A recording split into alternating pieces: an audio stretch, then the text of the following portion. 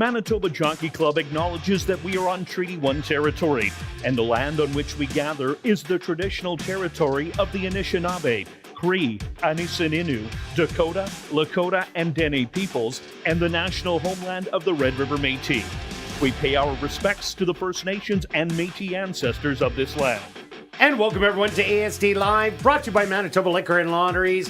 Day 47 on the racing calendar. Let's take a look back at yesterday's racing action. Who is hot? Well, on the jockey side, Ronald Alley was absolutely on fire. He ended up getting the hat trick in the first 4 races, including no show, no call in the JW Sifton for Mike Taphorn. And that was a great race by no show, no call, winning easily at 1-9. And Michael Nault and Praven Badri teamed up in the Buffalo with better luck next time for Manitoba and Saskatchewan 2-year-olds, ending up going wire to wire. Stretch, an interesting night last night and a good hit for you. Yeah, well, it was a good night. I thought it seemed to be speed was the name of the game. We didn't know how the track was going to play. The track was in good shape for sure. 5 of the 8 horses went gate to wire, as you mentioned. No show at 1-9 came off the pace. So you can almost remove that from the equation and go 5 of 7. I thought that there were many overlays on some payouts in both the exotics and the exactor and try, and of course the pick 4. Yeah, and one horse in there, really. Absolutely. And we talked about how tough that race was. Kind of, I didn't actually select it. I simply hit all and got lucky on that. But you can't pick every race, and some races you just don't have a good feel of it. And so you just got to kind of take a shot and key elsewhere, and it kind of worked out. How about the pick 4, pick 5 today? Absolutely challenging. Wow. We've got 2 incredible stake races. Looking forward to that. So hopefully we keep our streak going on either a pick 4 or pick 5. One of us, me, hits it again today. Well, if you hit it today, Stretch, you paid well yesterday, over $800, and it was back-ended with a couple of keys that were actually really easy to get. Mystery Dance on the Drop and Lab Rat. So the price was just absolutely amazing. And what was interesting is we figured out pretty early how the track was playing. And with the 8 races, you had 3 races to look at.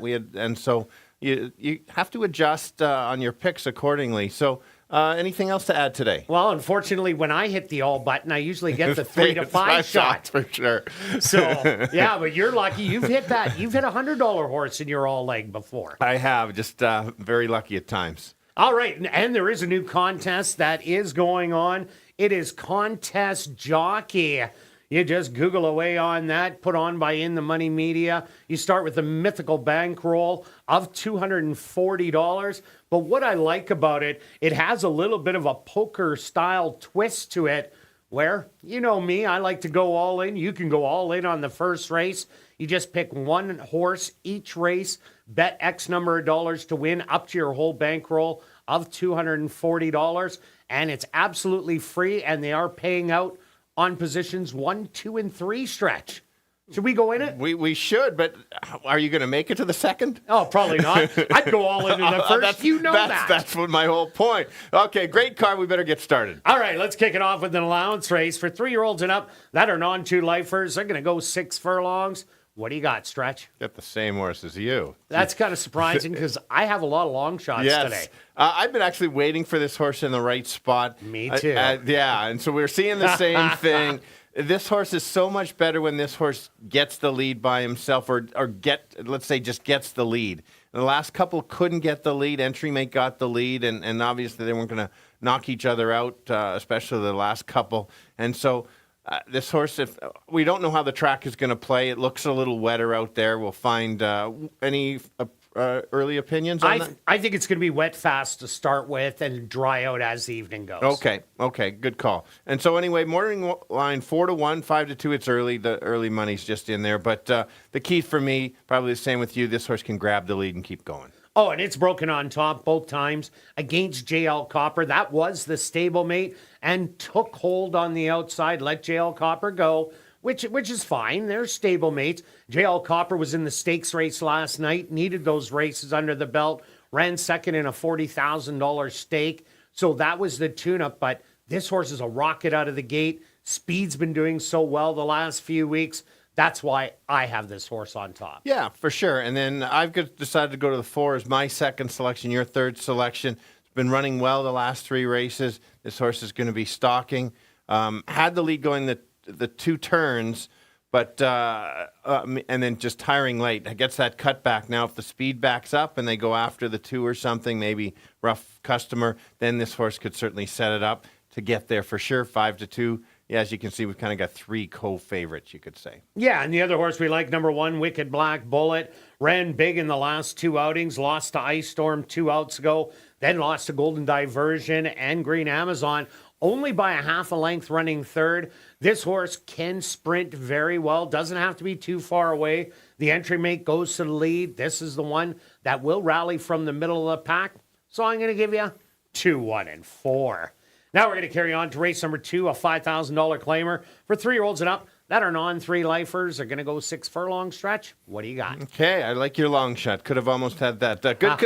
Good competitive race. I think many can win it. Absolutely. Your top pick. I've got a second. I am going to go just to this horse because I've been following this horse, backing it, hit a couple times on the win. This horse, the last time out, ran out of ground, basically. Lost to a couple 10 non-3 droppers in that race. I think expecting kind of the similar trip and making that late run. Take note of his 6 furlong races. That's what makes him look good. And so certainly if the pace backs up, horse can get there. Yeah, big respect for Anano Caro in here. I went to number 1, Tea Party today. I think I'm going to get really good odds on this horse.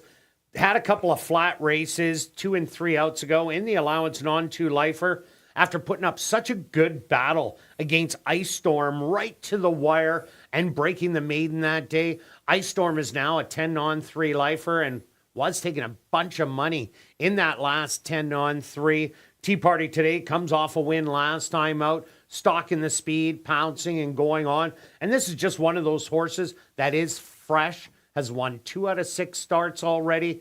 So a lot of things to like for me, and especially the price. Yeah, it was my value play of the day. Oh, okay. Boom, after your call. Anyway, let's go to the 5 is my third selection. This horse has been running well. Cuts back after a couple good races. I think this is your true closer of the race. So certainly needs that pace battle to get there. We'll see how the track plays just because I think it is potentially different. We'll see how the times go, but had to include it, so I'm 2-1-5. Yeah, and the other one I included was number 4, Call the Cops. Is the speed of the race, will get loose. Speed has been doing well on the racetrack, and I'm just going to keep betting the track as a speed track until it does tell me different, because it has been playing quite speedy, as I said. Call the Cops last time out, lost the lead after a quarter of a mile, usually just backs up and won't be found anywhere, but stuck around to Johnny Paycheck to Renano Caro, was only beaten by 5 in the end. If he can go to the front and slow it down after those route races, he could be tough and go a long way. So I'm going to give you 1, 2, and 4. Now we're going to carry on to race number 3, a $3,000 claimer for fillies, mares 3 and up that are non-winners of the year. They're going to go 7 furlongs. Scratch number 1, Anakazana. Stretch, I'm going long shots all day, and you got them everywhere. Yeah, I do have them with you. I just add your real good comment about if you keep playing speed, and I'm with you, if it's a speed track, hoping for a closer to get there, you're probably going to go broke. I'd rather win those 5 speed horse races and then get beat by a closer rather than hoping for that closer to finally show up because it's due or something. But yeah, I've got your long shot in there. I'll just start. I'm glad this this race is not in the pick 4, pick 5 sequence. Least favorite race for me in here. I'll let you talk more about your top selection. I am going with the 5 as my top selection. I know. I probably should have. We've been brutalized. I should probably 3 times in a row. For sure. I should probably have your horse on top, but I just decided that, and especially this horse has been at this level for so long. It's run too many good races. The figures are there, and that last race, which 10 just ran such a big race. I'm going to give this horse another chance. But like I said, least favorite race. Talk about the 6 that I like as well. Yeah, with the speed of number 3, Conte, and the 5, Philly Fatale, even the 2, Social Engagement, can show a little speed in here. Where the money went, sat back last time, made a big charge down the lane, and pretty well just ran out of ground. Ronald Alley, he knows this horse really well. If you look down at the end of 2023, he did have 2 wins back-to-back to end off the year and a second-place finish. With that speed that is going out there, I think a closer can get there. And the way the horse ran last time out, a repeated effort, I think the horse can run absolutely huge. Yeah, and so we've both got the 2 on the ticket just to use on the ticket. I will not be betting this horse to win. I just wanted to talk about this horse. Huge drop in class, only had the 1 start, ran against Cates last time. You have no chance against Cates. Especially sprinting. Sprinting. When you're a road horse. 100%. And just in a little tough. That's the tightener. Now this horse drops right to the bottoms. Why not? There's not many days left. If this horse runs back to some of those previous races in 2023, she wins. It's just a matter of, do you want to take a chance on $3.50, $4? Yeah, probably around the even money. Okay. So I'm 5-6-2. And I'm 6-5-2. Now we're going to carry on to race number 4, an allowance optional $10,000 claimer for 3-year-olds and up. They're going to go 6 furlongs, kicking off jackpot pick 5 wagering and stretch. Looks like we got a whole bunch in here. We have a whole bunch, and I don't have your long shot, but I do have it in the pick. Okay. But I do have it on the pick 5. There you go. Anyway, it's a nice, now the races really start to heat up. I really like these 5 races. Yes, this is a tough race to figure out for sure, but I've been on Del Vecchio for years now, and I've been beaten up this year badly. The horse is 5-1. It's a wide open race. There's no chance that I'm not taking Del Vecchio somewhere in there. Yes, a sentimental pick, but if you get 5-1 on this horse, I like this last race by him. Battled early and just got tired. Depending on maybe he grabs that lead and they let this horse go, could get there. This horse does have enough speed to do that kind of stuff. When he hits his top race would be best in here. Yeah, Moon Connection or Ratliff City, if they were in here, they would be the favorite in the race. But there's so much other speed with St. Pio, Starship Chewbacca, and even Yola's not going to be far away. I had to go to a closer, so I ended up going to number 3, He's a Doozy, just because he's one of the most accomplished at the distance. 5 starts, 2 wins, made a big close in 2 out of the last 3 outings. Last time, just plain and simply ran out of ground and was right behind Del Vecchio, only 3/4 of a length away. And if that was an extra half a furlong, He's a Doozy, probably would have been in the photo for the win. I think this is a big bomb that has a big shot from off the pace. Yeah, fair call. I've got the 6, of course. I've got Chewy once again. That's not bad. That's pretty good. I like that. Yeah, yes. Another one that's been beating us up all year. Now, the angle on Chewy here is because if you look at his pattern, he runs a good race and then not so good race. The last time he did this pattern, ran such a nice race. That 2 back was a race that certainly puts this horse right in the mix. Could not go for higher than second because look at all those seconds. For obvious reasons, the win cashing has not been the thing. The horse has it if he can bounce back from the last one. Couldn't leave him out. You want to talk about the one? Yeah, another horse, Moro Outlaw, Will Taranjo, having an absolute fabulous meet and winning it over 33%. This horse comes off a win last time. And in a stalking running style, earlier, this horse always used to gun to the front end. So the numbers look absolutely horrible on this horse. But since it's adopted the off-the-pace running style, has been so much more effective. The barn is absolutely on fire, has a freshened workout, has a lot of speed to run at. And I think it'll be also a good price in here. Yeah, I've got to include the 2. I liked how this horse battled last time, pressed and then came again. Just looked like this horse is still in a winning form. I just had to include it. And we've got 5 of the 6 horses, and you're missing. I left out Yola, who I loved last time. Because it's 6 furlongs. It's 6 not furlong. 5.5. I thought as a token you'd throw that horse in for third. Anyway, it's a 5-6-2. I'm taking the money and running, Stretch. All right, 5-6-2 for me. And I'm 3-1-5. Now we're going to carry on to race number 5, a $3,000 claimer for 3-year-olds and up. They're going to go 7 furlongs. Scratch number 6, Heavenly Trip, and we're going to kick off $50,000 guaranteed pick 4 wagering. Stretch. Kirt, Mr. Dazzle. You forgot to turn the page. Well, no, I left out Mr. Dazzle last time. And I'm going to give you credit on that, but I took Rida, man. I got paid nicely. You did, but I'm going to explain now. You're right on the 2 turns. Okay. I know that information. But did the horse lose last time? I don't think the horse lost last time. It was such a fast run race. If this horse runs back to that race, you get kicked out of the pick 4. Yep. I'm still alive and still going. If this is not a need the lead horse. I might have took 4 horses in here. So you might have snuck in. All right. That's kind of a little saver. For sure. That's fair. You don't want to say stretch. You were right. But that's fair. This horse could go to the lead, could come off the pace. I think if he runs back to a couple of his races, his last 2 races, I think he can win this race. And so I could have had to put him on top. Go ahead with the horse on top that you got right now. Well, yeah, Club Champ last time out, finally got it done. And if you look at Club Champ, 2 outs ago, went 7.5 furlongs. Yeah, was third and beaten ahead, but what a terrible break out of the gate. Had to sit last, had to move around horses, came with a run and just got beaten there. But last time out, there was no mistake. Sat back, made the move, and absolutely blew the doors off him. Yeah, it was only 4,000 non-winners of the year. But I see pace in here with Liars Club, the 1, the 3 Golden Eyed, the 4 High Press. And if Mr. Dazzle wants to go out there too, there is going to be a ton of early pace. Club Champ doesn't go to lead, but he can if he wants to.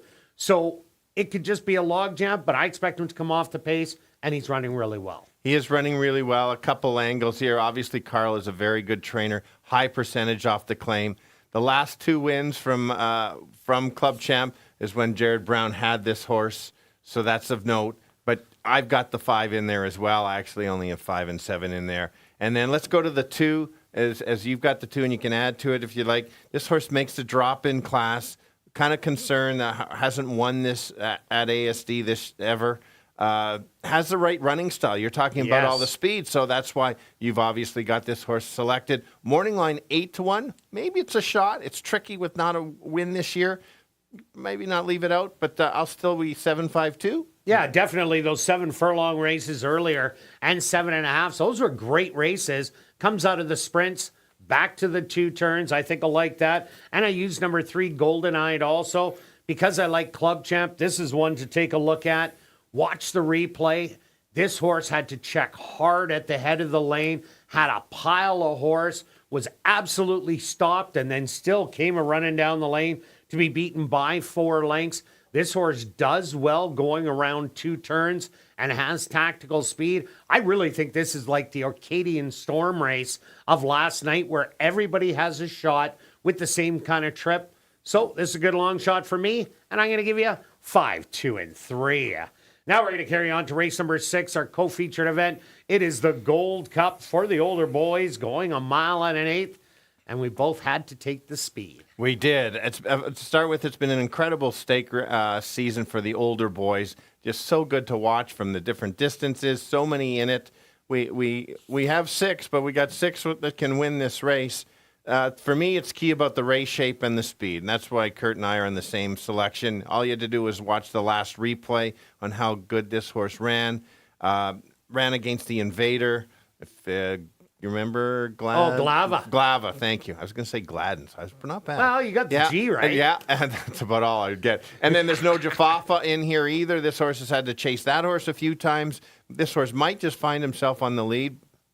But based on that last race, with Glavin in front, he can come just off the pace if somebody tries to be a rabbit and head out there. So might get the jump, might have to hang on going the 1 mile and 1/8, but had to be my top pick. Yeah, I'm with you. The absolute perfect trip. I also am going to number 2, Rousset, coming off a good 3rd place finish down in the Canadian Derby at Century Mile. The pace was so hot in there. That's why you liked McEwen yesterday, who got fried in the pace and was beaten by many, while Rousset was way back and made a huge late rally to run a good 3rd to August Rain, who did come back to winning the BC Derby. So Rousset, I think these 3-year-olds are just doing so good against the older horses.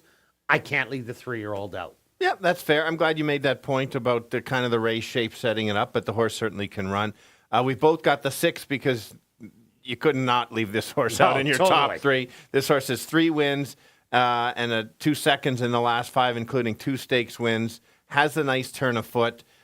Just can't be that far back, because if Exacting gets a loose lead, then maybe in a bit of trouble. We'll really have to be closing ground. Was closing ground late on that. So, and then I guess... Magic Tiger? Magic Tiger, yes. Not the same horse, but I just couldn't leave him off the top three. He won this race last time, has a work coming in.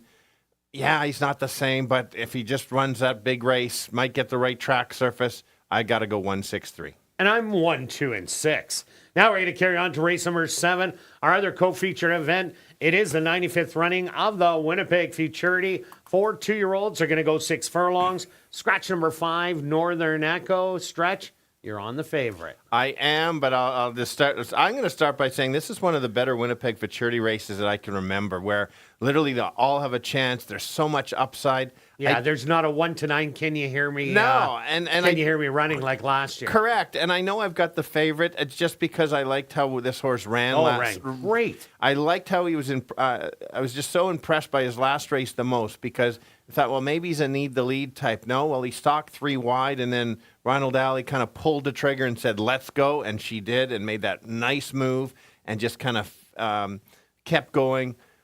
I know somebody can certainly beat her, but I just had to put her on top just after that last race. Yeah, the only reason I don't have her on top, post position number 1, is not what you want. Showing speed, there is other speed in here. Prince of the Prairie, I expect to show speed. Welcome to Hollywood on the outside. Gopher, they're putting the blinkers on.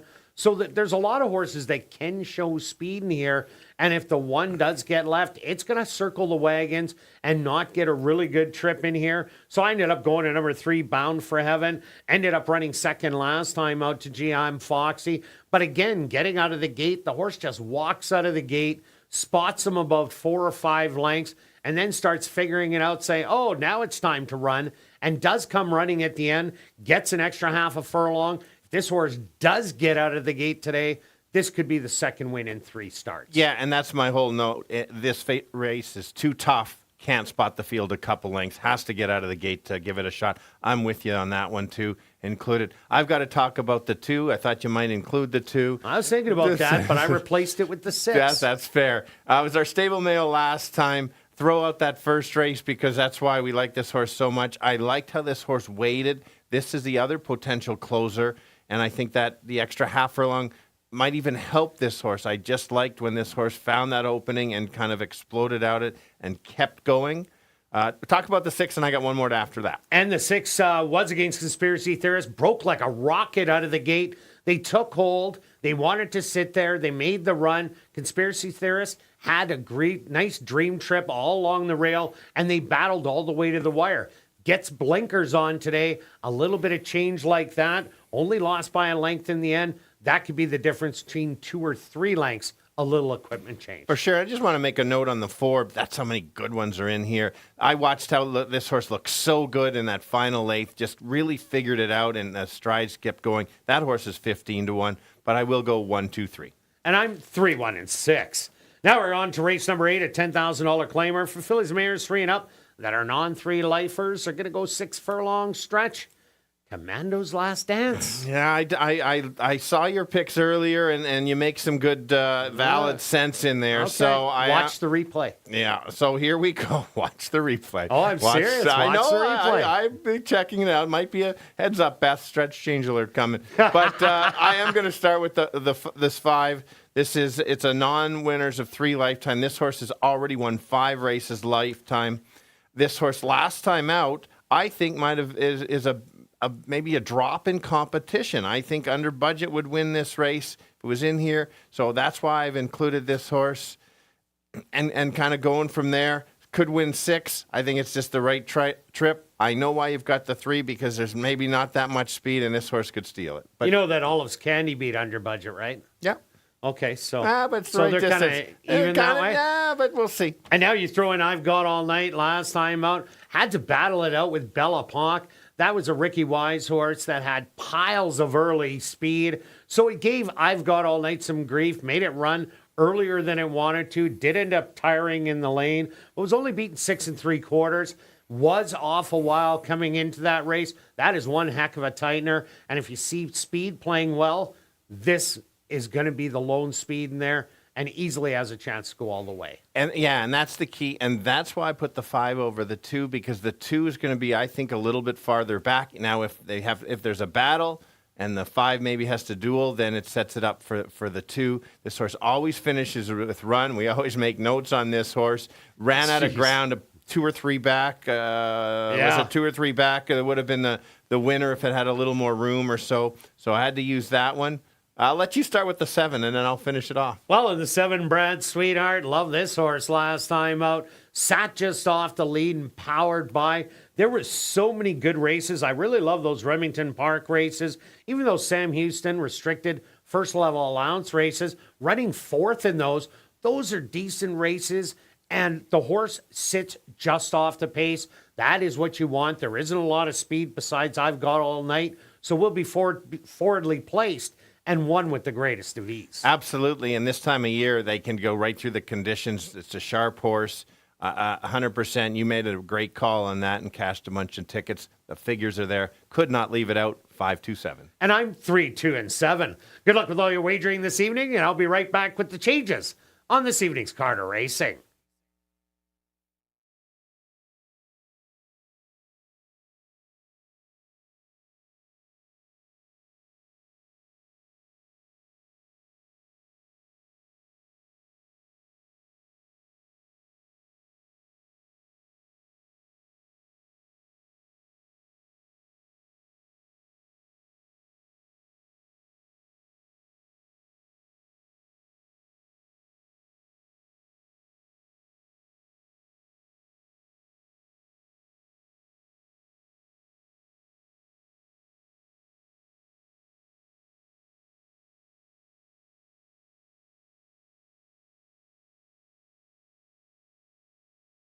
And if everybody can get their pens and programs ready, here are the changes on this evening's 8-race Carter Racing. Turning your programs to race number 1, just a couple overweights. Now turning your programs to race number 2. Number 3, Danny's Rare Edition. The claiming price should read $6,250. Now turning your programs to race number 3, the CG Wealth Management Race. Scratch number 1, Anna Kazana. Now turning your programs to race number 4, kicking off Jackpot Pick 5 wagering. There are no changes. The Jackpot Pick 5 carryover, just over $178,000. Now turning your programs to race number 5, our VIP Fan of the Night race. Kicking off $50,000 guaranteed pick 4 wagering. Scratch number 6, Heavenly Trip. Now turning your programs to race number 6, our first of 2 co-featured events, the 67th running of the Gold Cup for the older boys. Just a couple overweights. Now turning your programs to race number 7, our other co-featured event, the 95th running of the Winnipeg Futurity. Scratch number 5, Northern Echo. Now turning your programs to race number 8. In race 8, just the lone overweight. Well, it's turned out to be an absolute gorgeous evening for racing. I'm getting rid of all the cloudy. It's only sunny. It's not mainly sunny. It's only sunny. Now that there was a lot of clouds. It was all Kirt today, but now it's turning to be stretchy. Yes. Exactly. Is that a Hoover vacuum? That's an old model, isn't it? It is an old model. All right. Under mainly sunny skies, a temperature 21 degrees Celsius or 69 Fahrenheit. A light wind out of the east at 10 kilometers an hour or 6 miles an hour. And the track is listed as fast. A fast racetrack for this evening's 8-race Carter Racing. We're going to kick it off right here in race number 1 that goes to post in 18 minutes.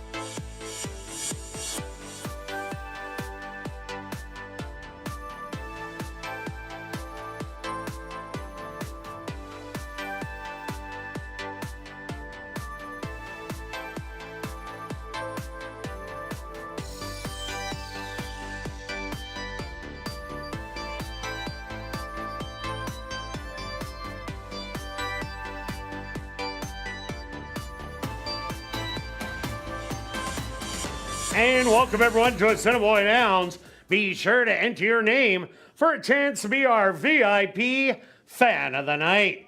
Ballots are available in the lobby. If your name is picked, you're going to get the VIP treatment, including a $25 wagering voucher, an ASD t-shirt. You're going to get an ASD ball cap autographed by myself and Stretch when you come up to the press box and watch me call a race. Then you're going to go see the horses at the paddock and then off to the winner's circle to get a framed photo with the winning horse. And if you're new to racing, make sure you stop by and see Shannon and Brad at the Fan Education Center, located on the main floor. Also, that's a place to open a free betting account at hpibet.com to bet on the races on your phone. And what's more, if you open a new account and bet 100, you're gonna get 100. Have a great evening of racing.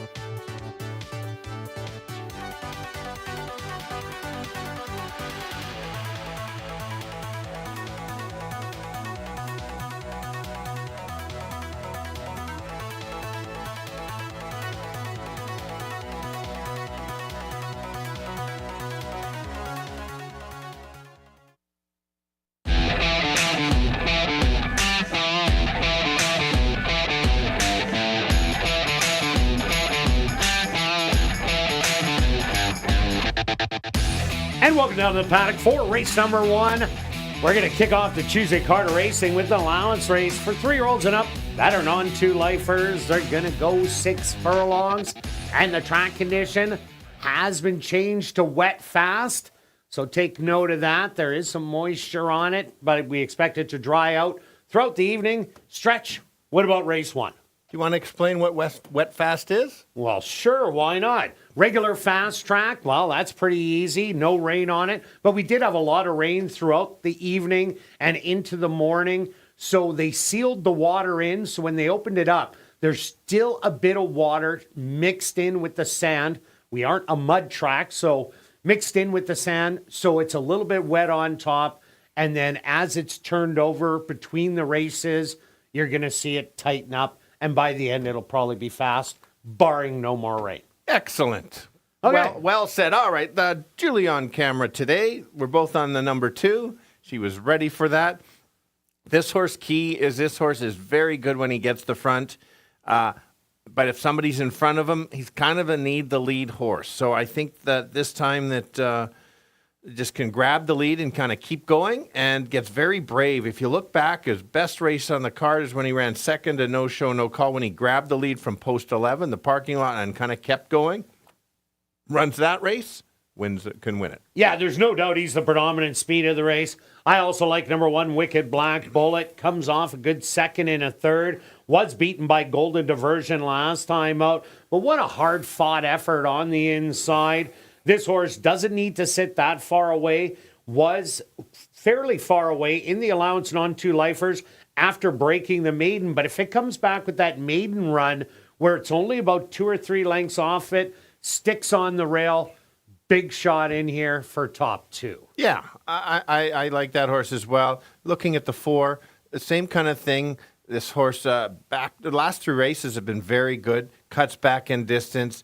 Just a matter of positioning on how far back and might get the jump. Has a few seconds, so that's why I had to put this horse in second. And number 3, Distinct Tail. Here's a maiden up against winners here, but it's not a big stretch going against the non-2s. Ran a big race last time out as a favorite. Lost by 3/4 of a length to a Majestic Appeal that was a filly tackling the boys, but she did come from Woodbine. I expect this horse to be forwardly placed in here, probably sitting second in the race, and a good combination of Antonio Whitehall and Brent Rymack. Yeah, and that horse is on the improve. And the outside horse, Rough Customer, has shown speed at times. Last time decides to come off the pace, and that was probably the best race to date in this against JL Copper, who ran a big race in the stake race. Might get the right trip, just kind of sitting just off. I like the change in form and the big improvement. Yeah, definitely. All right, let's go to our wagers here in race number 1. Stretch, how are you going to start it off? Well, similar to yours. You went with the box. I went with the wheel. $10 exacta wheel, 2 with 1/4. I think that's what I did yesterday to start things off. But today I'm going to $10 exacta box, 1 and 2. That's going to cost $20. Good luck with all your wagers here in race 1, and we'll see you back for race 2.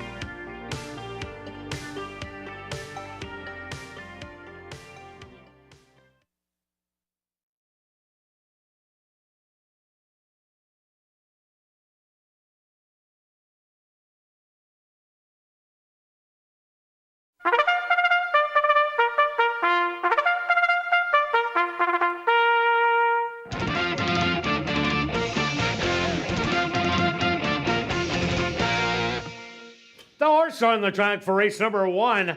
They're going to go 6 furlongs for $18,000. Number 1 is Wicked Black Bullet, owned by Black Diamond Stable and Jerry Geddes, trained by Tom Gardapi Jr. with Rashad Knights. Number 2 is Air Force Reserve, owned by Black Diamond Stable and Kenneth Lee Gardapi, trained by Tom Gardapi Jr. with Ronaldo Cumberbatch. Number 3 is Distinct Tale, owned by Brent and Heather Rymack, trained by Brent Rymack with Antonio Whitehall. Number 4 is Golden Diversion, owned by Gorno Brothers 2.0, trained by Lee Delaron with Sven Balrup. Rounding out the field is number 5, Rough Customer, owned by Ray Blassetti, trained by Maria Stanford with Chavi and Chow. Post time for race number 1, approximately 3 minutes away.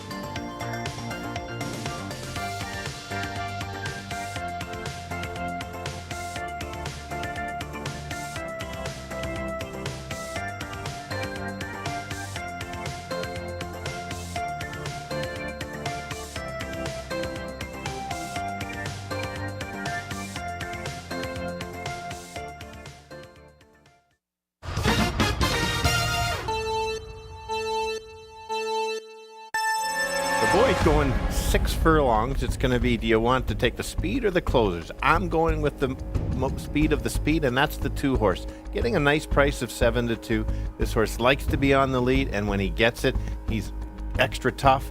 So if that happens, he can win it. Who are the closers? Well, let's start with the 4. Has been running really well, cuts back in distance, just can't get too far back of the speed and try to run down the other the speed. And then the other closer is the one along the rail. Got to get a good trip. So I'm going to give you 2, 4, and 1. Kirt. Yeah, Stretch, I'm with you on number 2, Air Force Reserve. Lots of speed here. Compared to the last couple races where the stablemate was a speed, I expect this horse to clear, and speed has been doing so well on the racetrack. I think it could go all the way. I also like the stablemate number 1, Wicked Black Bullet. Back-to-back great races. Was beaten by the 4, Golden Diversion, but that was going around 2 turns. I like this horse sprinting. Should be sitting close and get the inside trip. And the 4, Golden Diversion, comes off a really good second-place finish where it was nailed at the wire by Green Amazon when it looked to be the winner at the 16th pole. Gets to cut back. Also having a great year, so 2, 1, and 4 for me. Good luck here in race number 1.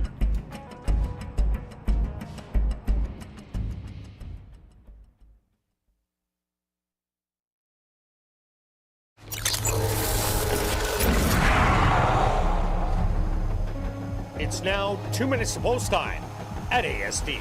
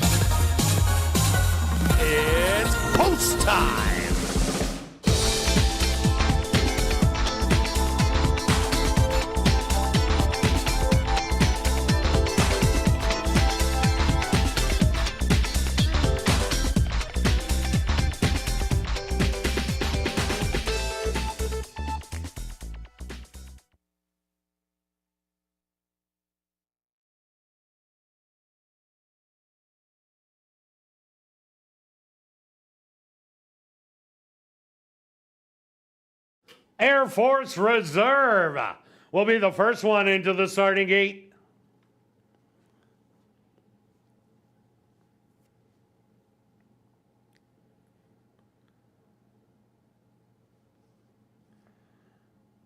Front gates are open for Distinct Tail,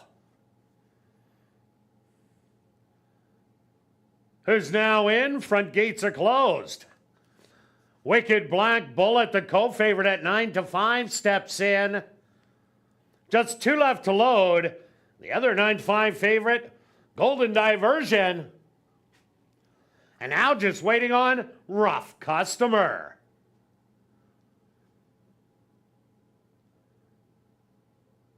The field is set. They're at the post.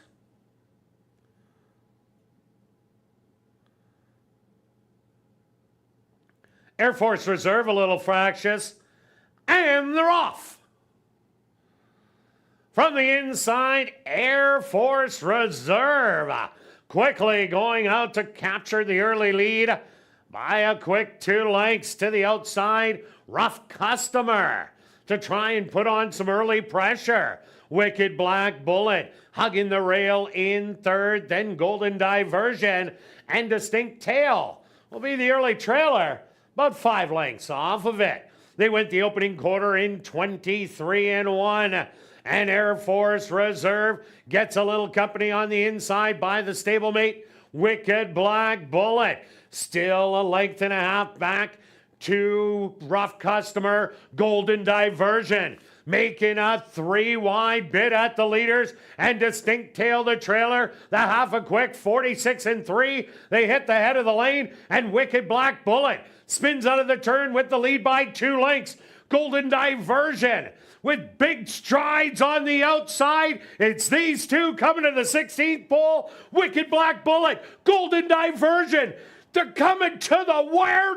Noses on the wire. I'm going to give it to Wicked Black Bullet. Golden Diversion right there. Third will go to Rough Customer.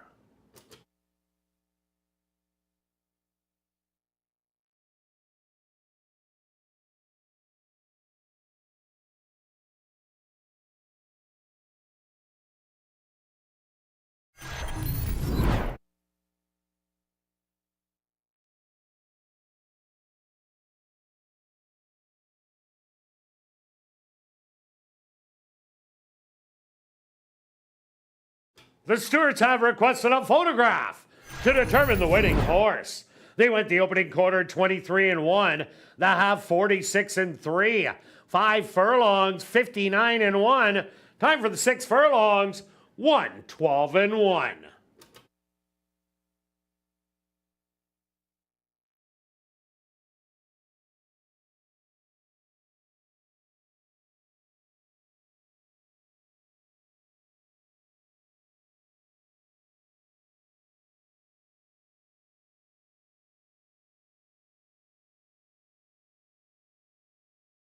Results of the photo show the winner number 1, Wicked Black Bullet. Second goes to number 4, Golden Diversion. Third to number 5, Rough Customer. And fourth to number 2, Air Force Reserve.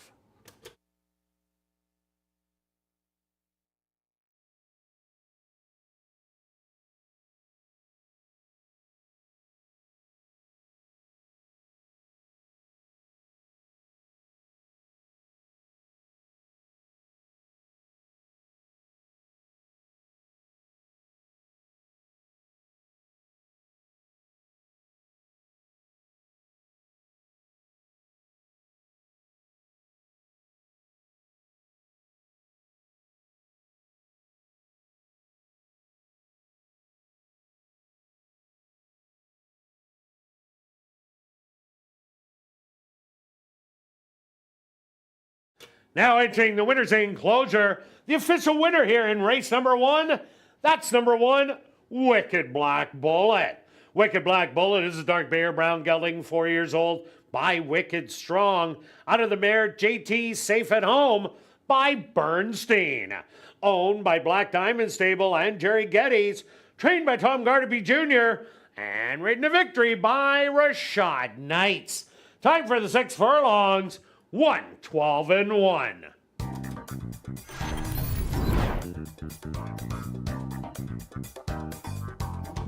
Race 1 is official in the upcoming second race. Number 3, Daddy's Rare Edition. The claiming price should read $6,250. Rolling doubles and rolling pick threes. Here in race number 2, they go to post in 15 minutes. And be sure to check out our 140 VLTs in our spacious Club West Gaming Lounge, located on the second level of the grandstand and open all day, every day from 10 a.m. to 1 a.m. And tonight and every race night, we will be drawing for $500 cash at 11:30 p.m. in the VLT Lounge during Crazy Hour.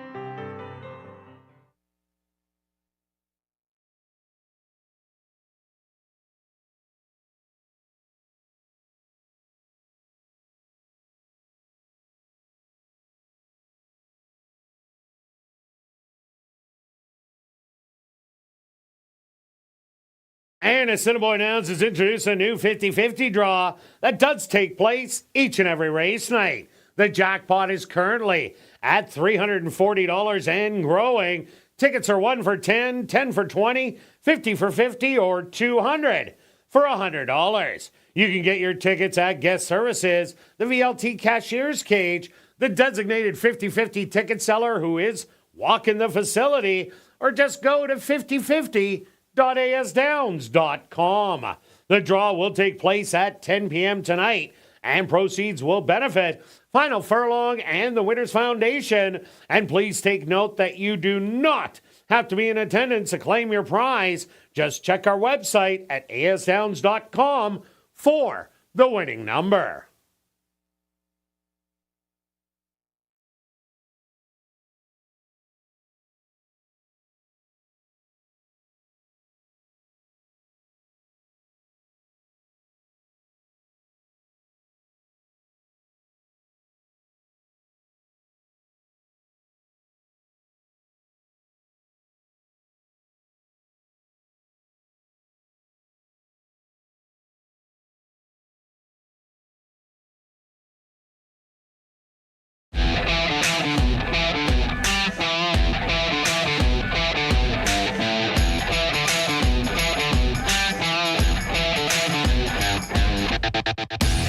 And welcome back down the paddock for race number 2 for this $5,000 claimer. 4 3-year-olds and up that are non-3 lifers. They're going to go 6 furlongs. Quick look back at race number 1. Well stretch, Air Force Reserve did make the lead early, but Wicked Black Bullet, as I said, I'd like it to sit a little closer. Well, he definitely did today. Took the advantage of the inside and held off Golden Diversion. Yeah, a good photo at the end, and we have a fast track, at least for the first. Lightning fast. Lightning fast, so we'll see how the day plays out. Let's start with the 2 as my top selection, and Julia has found the horse in the stall. I've liked how this horse has been running the last, 4 or 5 races, especially at the 6 furlong race. That race 3 back impressed me, and that's why I've been following this horse ever since. Made a nice wide move and took over. Bit of a surprise there. Then showed speed, 2 back, cut back, and last time finished a fuller run.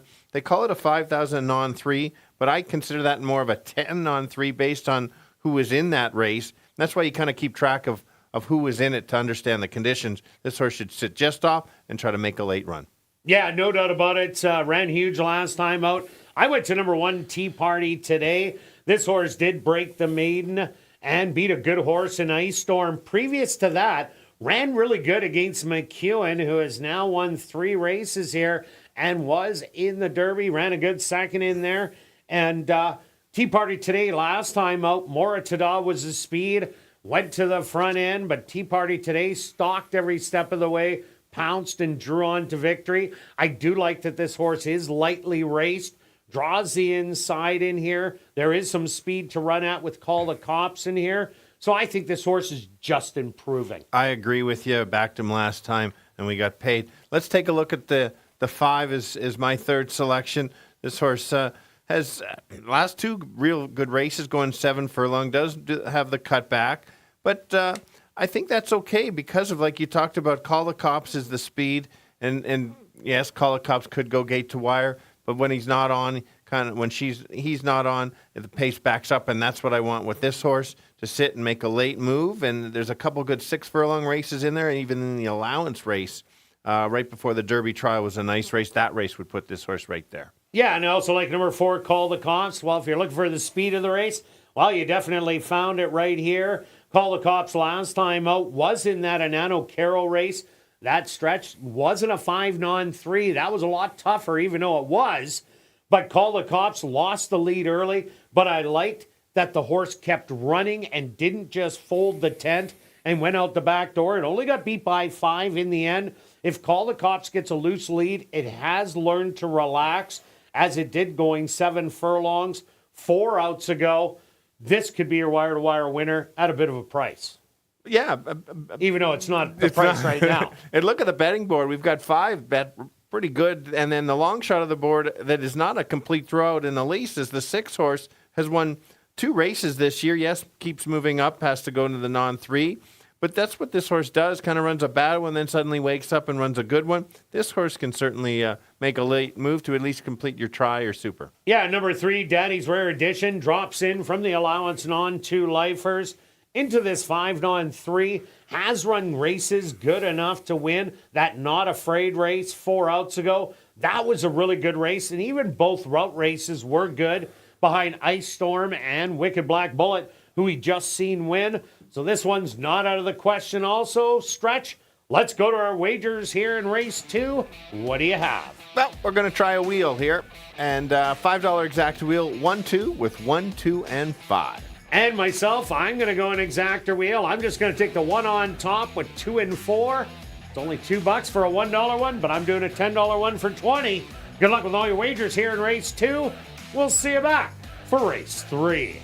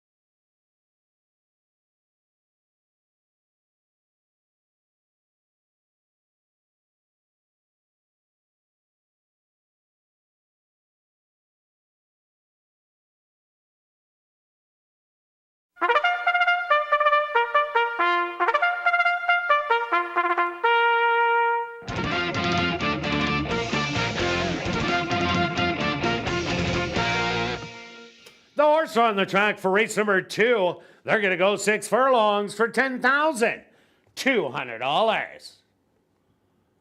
Number 1 is Tea Party Today, owned by Barbara Taylor, trained by Carl Anderson with Dane Dawkins. Number 2 is Inano Carol, owned by Bill and Reed Mooney, trained by Bill Mooney with Dario Dalrymple. Number 3 is Daddy's Rare Edition, owned by Harrington Stables, trained by Michael Rowe with Sven Balrup. Number 4 is Call the Cops, owned by Dr. Betty Hughes, trained by Devin Gittins with Rashad Knights. Number 5 is Diamond Concerto, owned by Windancer Stable, trained by Wendy Anderson with Demario Bino. Rounding out the field is number 6, Salto del Lupo, owned by Murray Duncan and the estate of Gerald B. Stewart, trained by Murray Duncan with Dwight Lewis.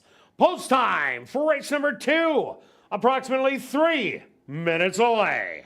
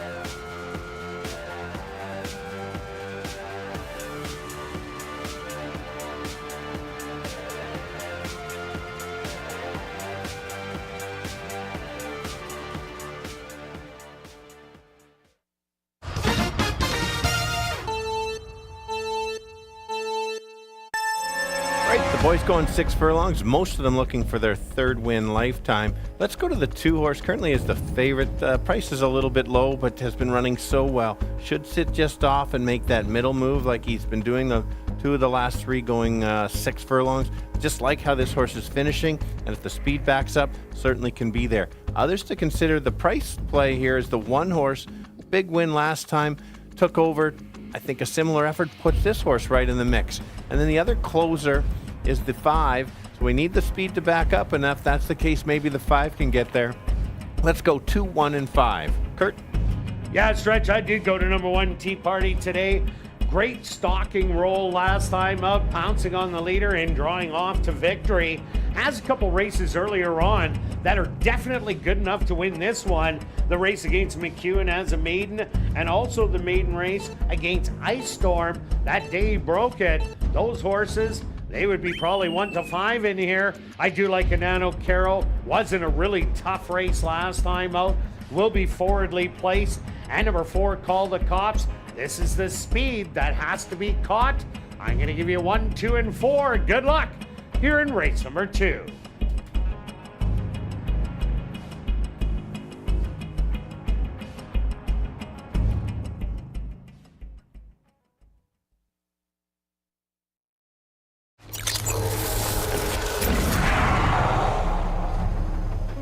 It's now 2 minutes to post time at ASD.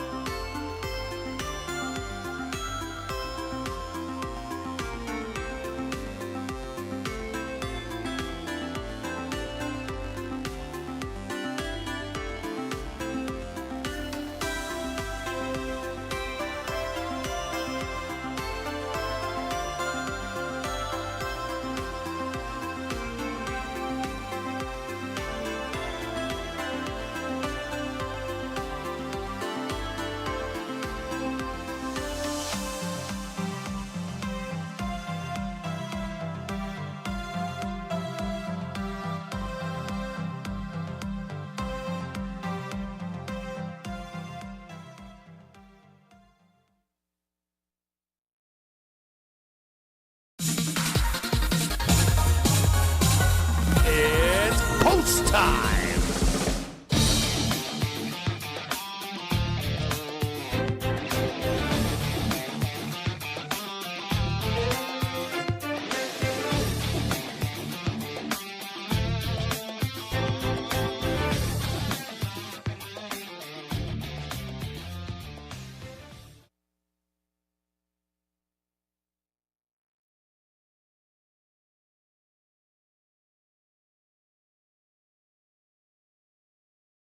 Tea party today. The first one into the starting gate.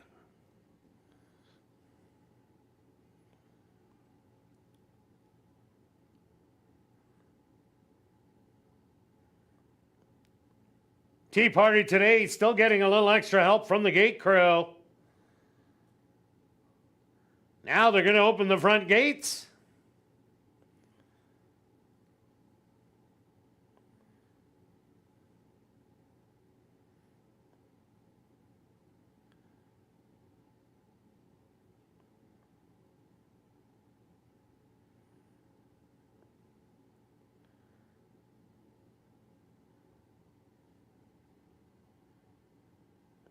And it looks like Tea Party today is now in. Next up, the 7-5 favorite. That's a Nano Carroll.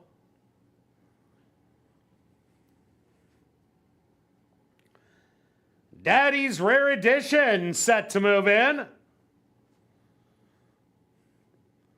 Here comes Call the Cops.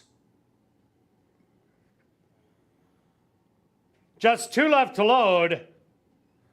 Diamond Concerto.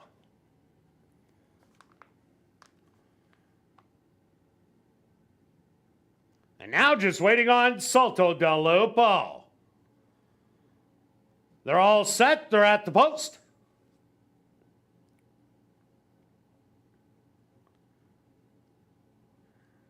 And they're off. Breaking a little slow was Tea Party today. Call the Cops. Quickly out to grab the early lead. Hot on his heels on the outside. Daddy's Rare Edition and Salto del Lupo. On the inside, a Nano Carroll. Tea Party today.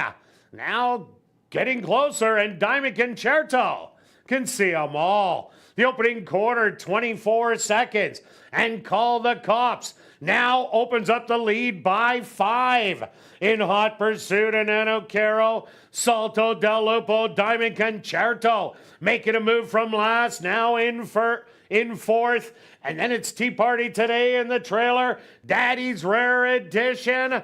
They're hitting the head of the lane, the half, 47-3. Call the Cops, spins out of the turn with the lead by 3. And Nano Carroll, dead aim on the outside. And Tea Party today trying to rally, but Call the Cops digging in, a 16th of a mile to go. A Nano Carroll gonna try and time the wire. These two noses on the wire. A Nano Carroll might have got the bob. Call the Cops in second. And Diamond Concerto rounds out the top 3.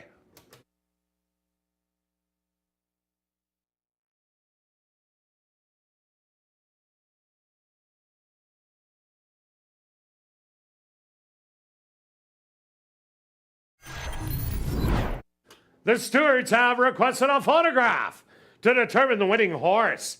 They went the opening quarter, 24 seconds. The half, 47-3. 5 furlongs, 1 minute and 2/5. Time for the 6 furlongs, 1:13-3.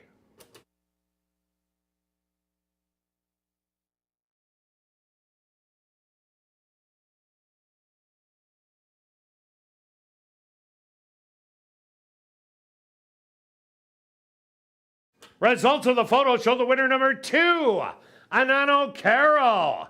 Second goes to number 4, Call the Cops. Third to number 5, Diamond Concerto. And fourth to number 6, Salto del Lupo.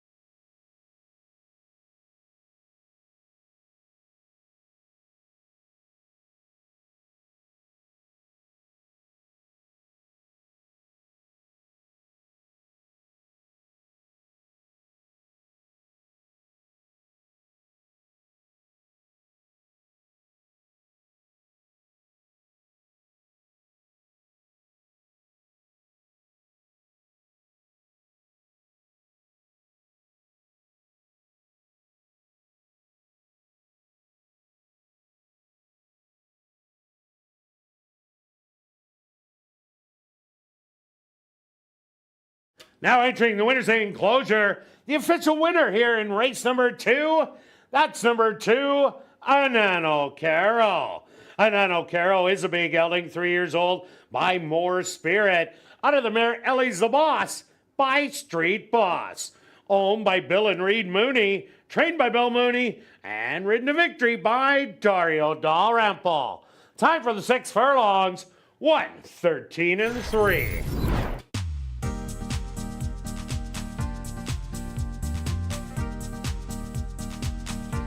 Race 2 is official in the upcoming 3rd race, the CG Wealth Management Race.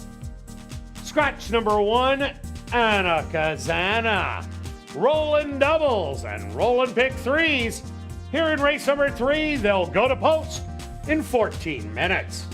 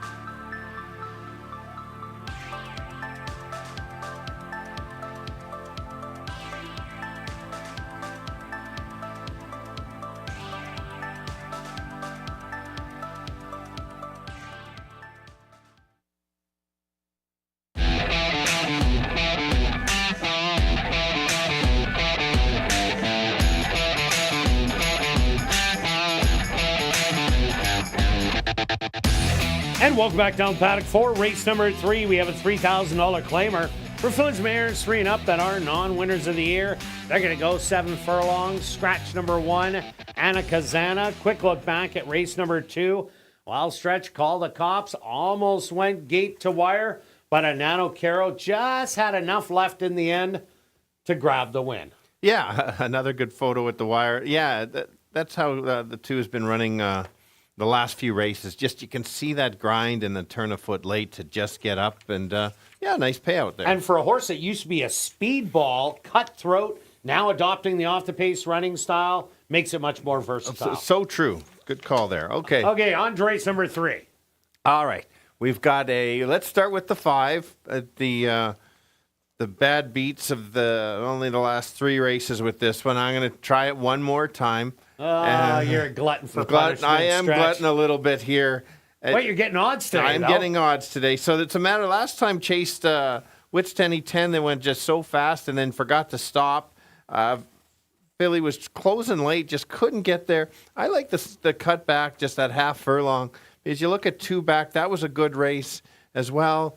And ladies won back-to-back that. Yeah. Coming an impressive start after that. So doesn't have to have the lead because it's chased a couple rabbits and certainly could get there. I just like the form. It's always tricky at the bottom level, though, with that many good races. But got to give her one more shot. Yeah, I like her in here too, but I went to number 6, Where the Money Went. Ronald Alley gets along with this horse really well at the distance, a first, a second, and a third, and 3 for 4 here at the Downs.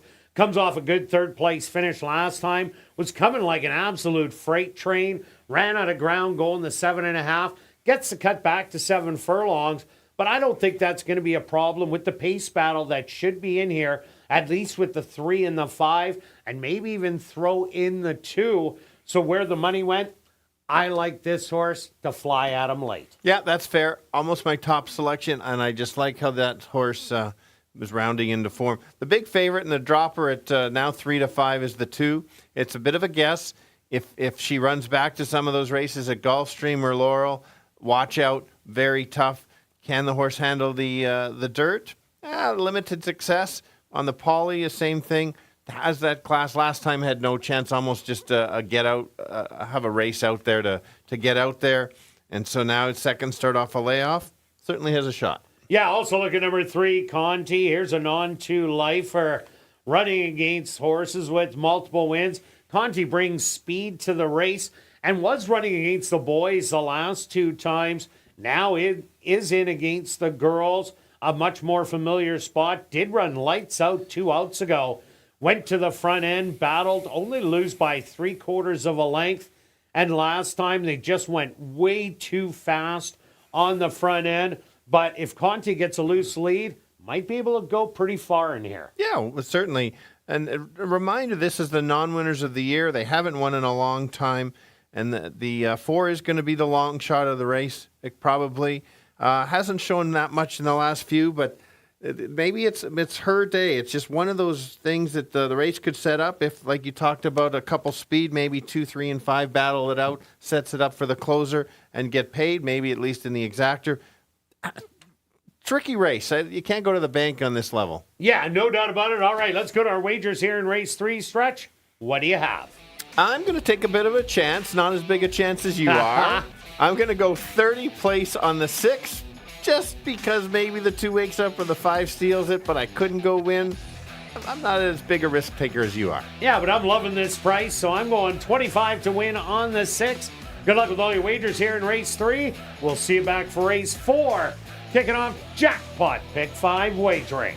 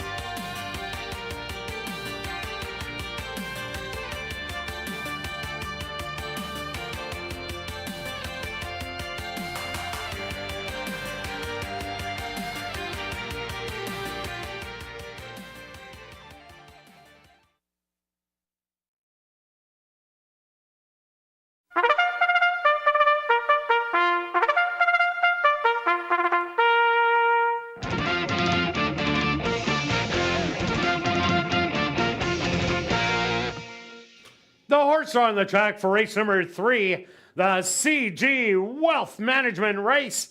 They're going to go 7 furlongs for $10,000. Number 1, Anna Kazana, was scratched. Number 2 is Social Engagement, owned by Marvin and Deb Buffalo and the Social Club, trained by Marvin Buffalo with Ronaldo Cumberbatch. Number 3 is Conti, owned by Artisan Farms and Oslin Bell, trained by Lise Pruitt with Rashad Knights.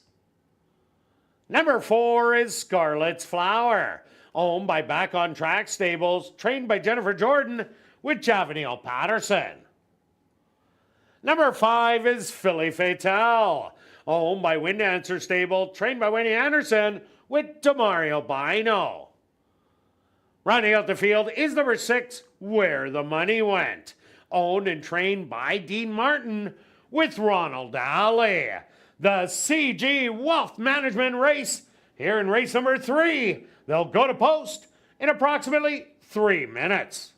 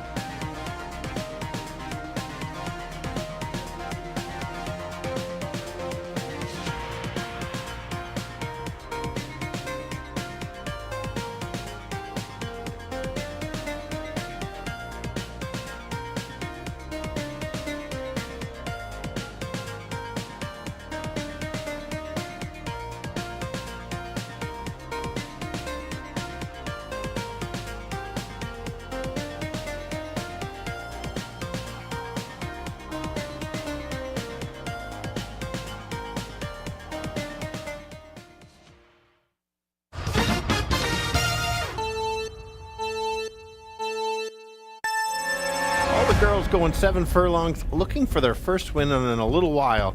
Let's start with the 5. It's a little surprised at being the favorite right now. Bunch of good races, has battled, has just run so good and just hasn't got there. Hopefully today is the day. A bit of the price horse is the 6 horse, going off at 4-1. That's a fair price. Ran a big race last time, made a late close. So if there's a battle early, maybe that she can pick up the pieces late. And the big dropper going off at 8-5. Usually these horses pay a little bit lower, so there's a bit of concern, but has the talent and could certainly wake up today. So let's go 5, 6, and 2. Yeah, Stretch, I ended up taking number 6, Where the Money Went. The 3, Conte, for sure is going to the front end. Philly Fatale has a front-running style, and the 2, Social Engagement, has been able to sit close. So if there is that big heated pace, number 6, Where the Money Went, showed some giant closing strides last time out. Loves our racetrack and the distance, so I got to take the price at 4-1. I also like number 5, Philly Fatale. Backed her a lot of times, but has disappointed. Has a good running style for the racetrack. And the big dropper, number 2, Social Engagement. That was the tune-up going 6 furlongs. All about the route races. You get 9-5 on a massive drop. 6, 5, and 2 for me. Good luck here in race number 3.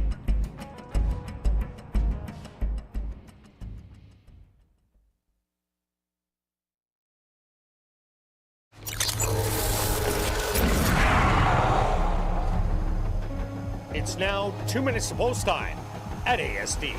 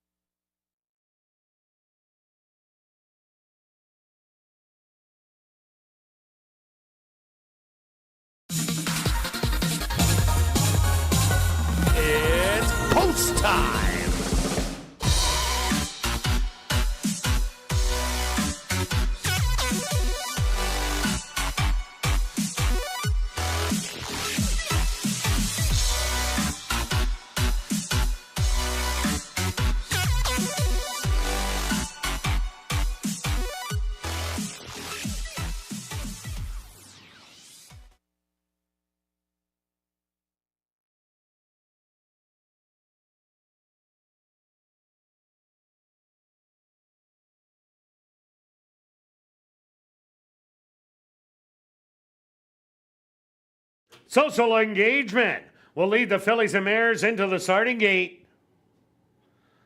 Conte now is in.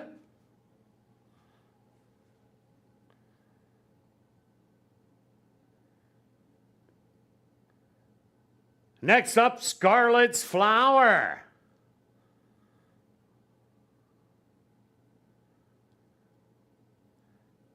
Just 2 left to load. Filly Fatale.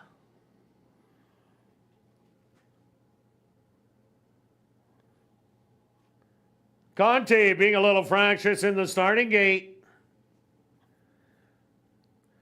Filly Fatale, the 7-5 favorite, stepping in. And now just waiting on where the money went, to the outside.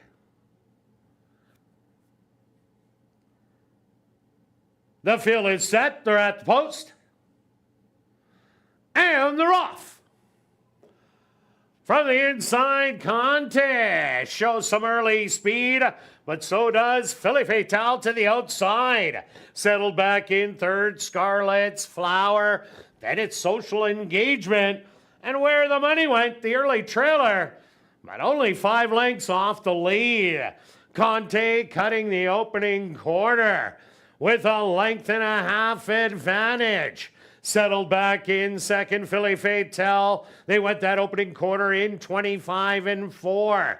Moving up on the inside, Social Engagement. In between horses, Scarlet's Flower. And where the money went is starting to roll from 5th now to 3rd. Getting company on the front, Conte from Filly Fatale, who is 2 wide. They have 3/8 of a mile to run. The half 50-1. Where the money went, eating up ground in 3rd. On the rail, Social Engagement. And now Scarlet's Flower is the trailer. Conte and Filly Fatale battling it out as they hit the head of the lane. And Conte with the short lead. Filly Fatale to the outside. Now with the advantage by about a long head. Conte not giving up. Where the money went with a late run, but too late. A 1/16 of a mile to go. And Filly Fatale, the even money favorite, is going to get it done. Second is going to go to Conte. Third to where the money went. And fourth to Social Engagement.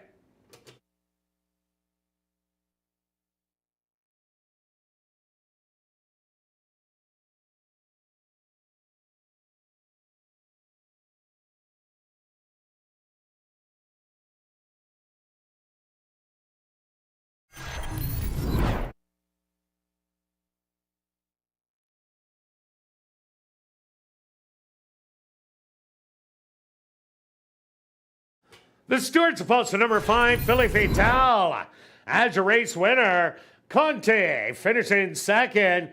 Third goes to number 6, Where the Money Went. And fourth to number 2, Social Engagement. They went the opening quarter 25-4, the half 50-1, 6 furlongs, 1:16. Time for the 7 furlongs, 1:30.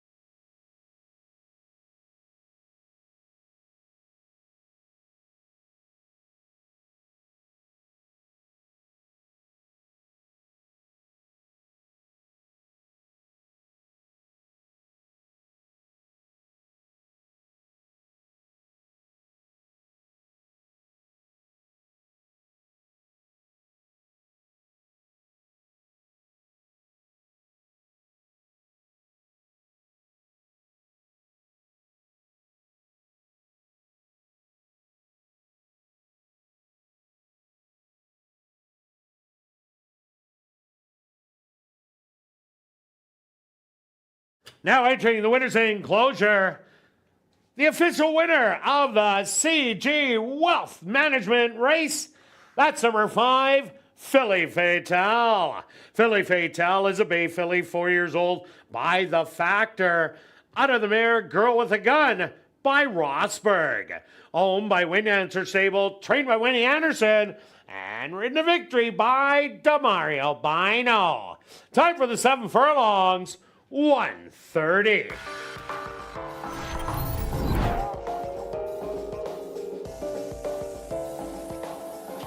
Race 3 is official in the upcoming 4th race. Kicking off Jackpot Pit 5 wagering. There are no changes, but we will carry on with the rest of the changes in this evening's Pit 5. Turning your programs to race number 5, scratch number 6, Heavenly Trip. There's no changes in race number 6. Turning your programs to race number 7, scratch number 5, Northern Echo. And there's no changes in race number 8. Jackpot Pick 5 wagering here in race number 4. They'll go to post in 14 minutes.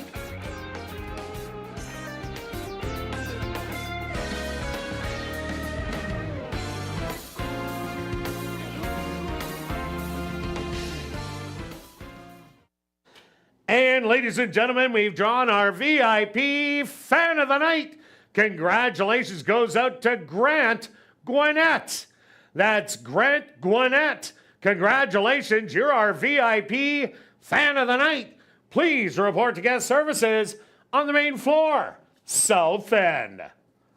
And just a reminder to get your 50-50 tickets. The jackpot is currently at $540 and growing. Tickets 1 for 10, 10 for 20, 50 for 50, or 200 for $100.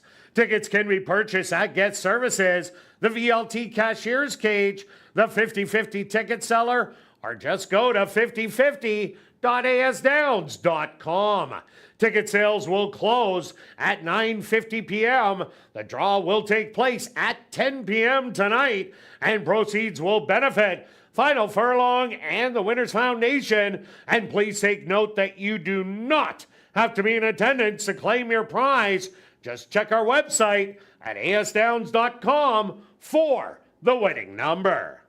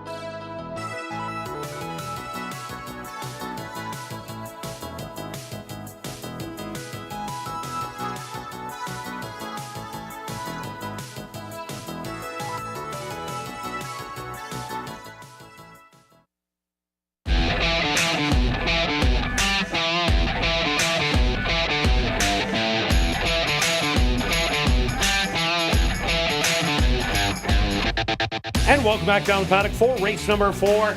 Kicking off jackpot pick 5 wagering with an allowance optional $10,000 claimer for the boys 3 and up. They're going to go 6 furlongs. Quick look back at race number 3. Wild Stretch, Philly Fatale finally got it done, but Conte ran really huge, showing speed on the inside. And it looks like the track is speedy again tonight. Absolutely. You better not get too many deep closers in there. So a good race. Good to see her finally win. Deserves it after so many good efforts. We are going over 200,000 in the pick 5, which starts here because there's the 8 races. So this is the first leg. And as a good first leg to start it off with, I've got this narrowed down to 6 of them. Oh, so, yeah. So that's way to narrow it down there, Stretch. I'm going to start with the 5 as my top selection. Del Vecchio, yes, a bit of a sentimental horse that I like cheering for. He always shows some good speed. Unfortunately, hasn't won this year. Has been battling every step of the way in many of the races. Last race I thought was such a good race, was off just under a month. And this horse usually goes to the lead, and when he gets brave on the front end, he's tough to pass late in the stretch. So I'm hoping maybe that can help. And even a jockey change, maybe that might be a little bit of the difference. Yeah, I see a pile of speed in here with 2, 4, 5, and 6. So that's why you see back-to-back closers for me. I went to number 3, He's a Doozy, getting 12-1 right now. He's a Doozy tried to close from the clouds last time out. Was only beaten by 4 lengths, 3/4 a length behind Del Vecchio, but that was going 5.5 furlongs. Now they are stretching out an extra half a furlong today. I don't expect He's a Doozy to be that far back. Should be within striking range, as this horse does have a little bit of early speed, but I'm just liking the price right now in a speed-filled race. For sure. Full credit to the production crew hitting off the fireworks because we went over the 200,000. Oh, Look at that. It's special. Back to the racing. Let's take a look at the 6 Chewy. That's what he likes to go by. I don't know if he does. I'm just making that up. This horse runs a good race, a bad race, ran not so good last time. I'm hoping for running a big race. You look at 2 back, this horse can press and then kind of just gets beat by some pretty good horses in there. It's interesting what the running style is. This horse going to gun for the lead or stalk? I think if this horse stalks, has a chance, and we'll see how the track plays out. You're taking a closer because you think there's a big duel. Makes sense. But the track is playing to speed. Yeah, no doubt about it. I also like number 1, Moral Outlaw, taking all sorts of money right now at 2-1. Was claimed 2 outs ago after running third and came back and instantly won. What I like about this horse is that stalking running style. It used to be run and gun to the front, but so far this year, they've been coming off the pace, and that is so much more effective. The barn is on fire, draws the rail. A lot of things to like about the For sure, I think it'd be better coming off. I had to include the 2 just because I was so impressed with that last effort. Pressed, dropped back, and came again. Just tried to get to Yola late. Didn't get there. It'll be interesting to see if this horse goes right to the lead and tries to press the other speed and take over. Horse has run some good races. Can't leave that one out either. And the 4 Yola had this horse last time, best bet of the day, and got rewarded. But that was going 5.5 furlongs. Now goes 6 furlongs. He's only won 1 out of 11 starts at the 6 furlong distance and has yet to win at Assiniboia Downs in 7 tries, but does have 5 wins out of 15 starts. But maybe today's the day for Yola to get it done going 6. A wide open 4th race. Stretch. Let's go to our wagers. Pick 5 time. Only 1 ticket. 1 ticket. So Wow. it's interesting. I could just Same price. I could just tick key the 5 and play it, but I wanted to bet the 5 to win, and after that I needed a bunch. So my pick 5 is all with Yeah, you need 5, a 7, bunch. with 1, 3, 6. I only need 6. 1, 3, 6 with 1, 2, 3, 4 with the 5 in the last, and I had an extra $12 to win on the 5 to maybe pay the ticket. And myself, I took 1, 3, and 5 in here, then 2, 3, 5, then just the 1 and 2, then the 1, 2, 3, 6, rounded off with the 2 and 3, also 28.80. Good luck with all your wagers here in race 4, and we'll see you back for race 5, kicking off $50,000 guaranteed pick 4 wagering.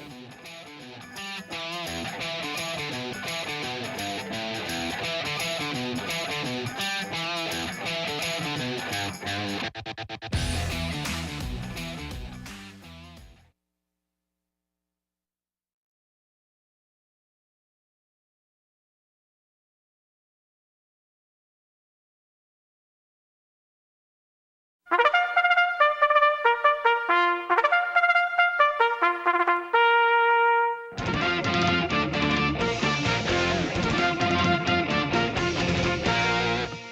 horse on the track for race number 4. They're going to go 6 furlongs for $16,500.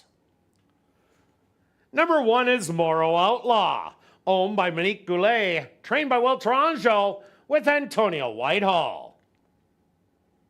Number 2 is St. Pio, owned by Jared Brown, Shamrock Stable, and Regal Group, trained by Jared Brown with Ronald Alley. Number 3 is He's a Doozy, owned by Andrew Chidko, trained by Shelley Brown with Dario Dalrymple. Number 4 is Yola, owned by Wade Salmon, trained by Elton Dickey with Rashad Knights. Number 5 is Del Vecchio, owned by Karen Bjarnson, trained by Tom Gardaby Jr. with Javadil Patterson. Rounding out the field is number 6, Starship Chewbacca, owned by Daryl Paranica and Wendy Anderson, trained by Wendy Anderson with Demario Bino. Jackpot Pick 5 wagering kicks off here in race number 4. They'll go to post in approximately 3 minutes.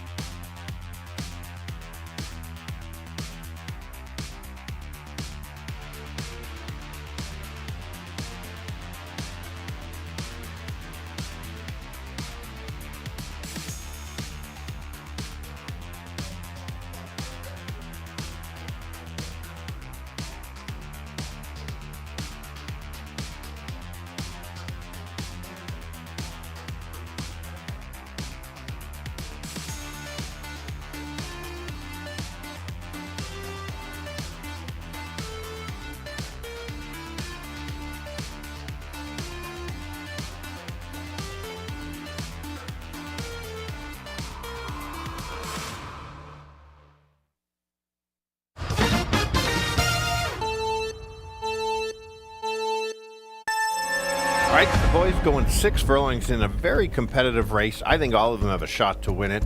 I'm going to start with the 5 Del Vecchio. Could be the speed of the speed. There is a lot of speed in here, but how the track is playing, if somebody gets loose, they certainly can keep going from there. Others to consider is Starship Chewbacca, better known as Chewy. Likes to press, but also can sit off. That's the current favorite. Don't like the price. I might be looking elsewhere. And the other one who's been running very game, could show speed along the rail, that's the 2 horse. Absolutely wide open race. So let's go 5, 6, and 2. Yeah, Stretch, I see a pile of speed in here. So I went to number 3, He's a Doozy, getting 6-1 right now. Made up a pile of ground last time out to run 4th beaten 4. Only 3/4 of a length behind Del Vecchio, but that was 5.5. Now they go 6 furlongs today. Also like the 1 Moro Outlaw. This horse is running so good with an off-the-pace running style. Used to always go to the front, but is way more effective coming off the pace. And the 5 Del Vecchio, this is the horse to try and steal it on the front end. So I'm going to give you 3, 1, and 5. Good luck here in race number 4.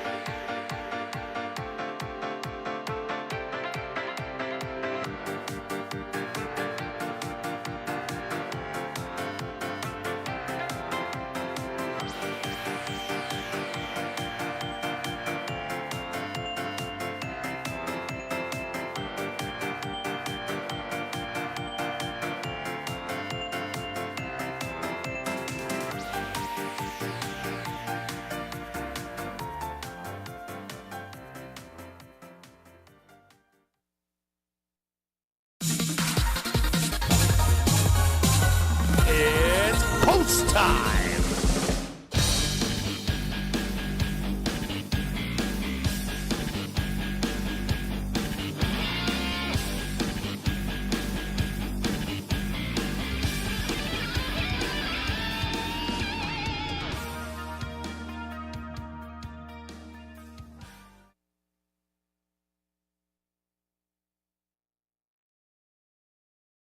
Morrow Outlaw, the first one into the starting gate. Next up, St. Pio. Here comes He's a Doozy. He's now in. Yola's turn. Just 2 left to load. Del Vecchio. And just waiting on Starship Chewbacca to the outside. They're all set. They're at the post. And they're off.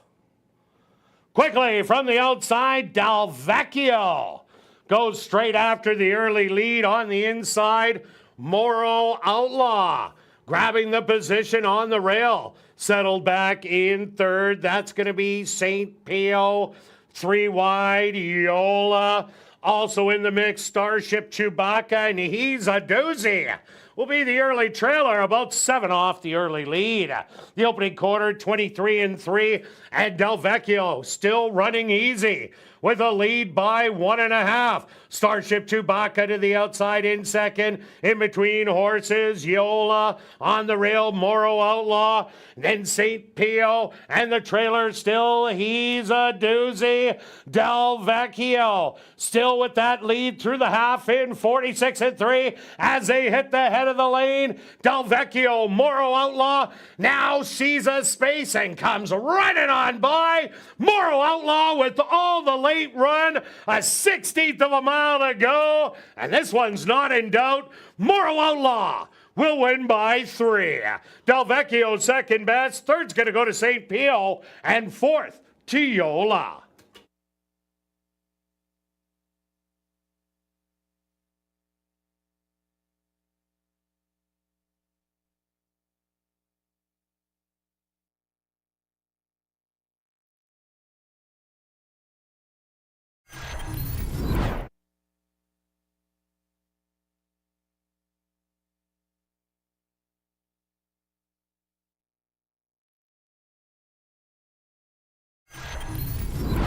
The stewards have posted number 1, Morrow Outlaw, as your race winner. Second went to number 5, Del Vecchio. Third to number 2, St. Pio. And fourth to number 4, Yola. They went the opening quarter 23-3. The half 46-3. 5 furlongs, 59-1. Time for the 6 furlongs, a sharp 1:12.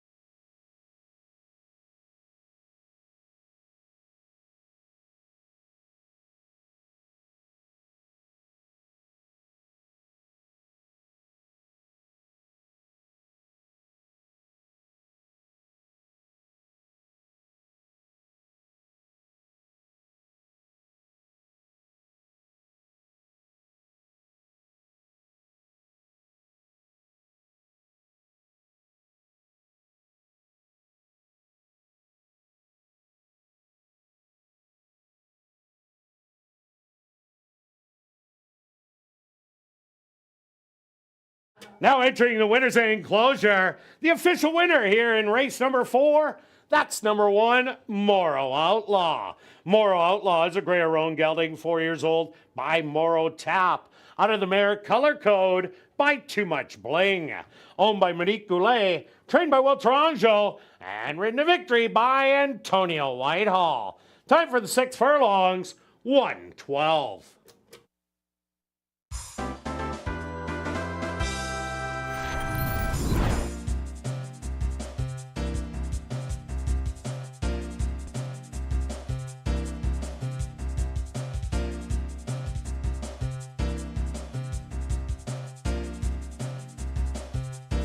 Race 4 is official in the upcoming 5th race. Our VIP Fan of the Night race, scratch number 6, Heavenly Trip. We'll carry on with the rest of the changes in this evening's Pick 4. Turning your programs to race number 6, there are no changes. Now to race number 7, scratch number 5, Northern Echo. And there's no changes in race number 8. Our VIP Fan of the Night race, kicking off $50,000 guaranteed Pick 4 wagering here in race number 5.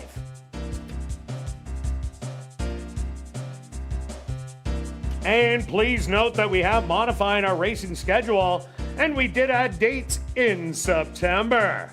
Racing continues tomorrow, plus the final 2 nights of racing next Monday and Tuesday that feature our fan appreciation specials that you definitely don't want to miss.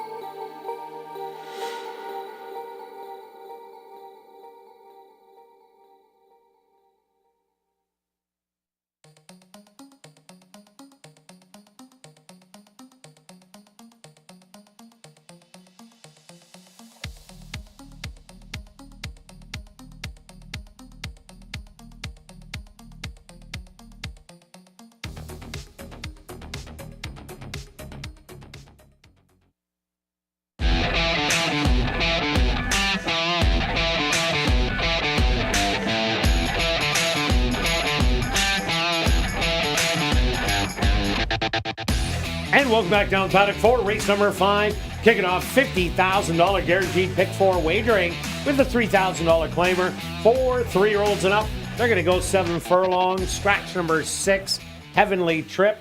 Quick look back at race number 4. Well, Del Vecchio did get the lead. Moro Outlaw just sat on the fence and absolutely exploded with an eighth of a mile to go to run on past them all. Yeah, I can't confirm if that was the fastest time this year. It was 12 flat, was it not? Yeah, I'm not sure about that. Yeah, it's hard to say. So just Can't remember if there was an 11 and change this year. I can tell you that this track is about 5 to 6 lengths faster than it has been in the normal days. The last couple months? At least that in the figures. So we'll see how the track keeps going. If it keeps staying at this fast, watch out. Looks like you got to be on or near the lead for sure.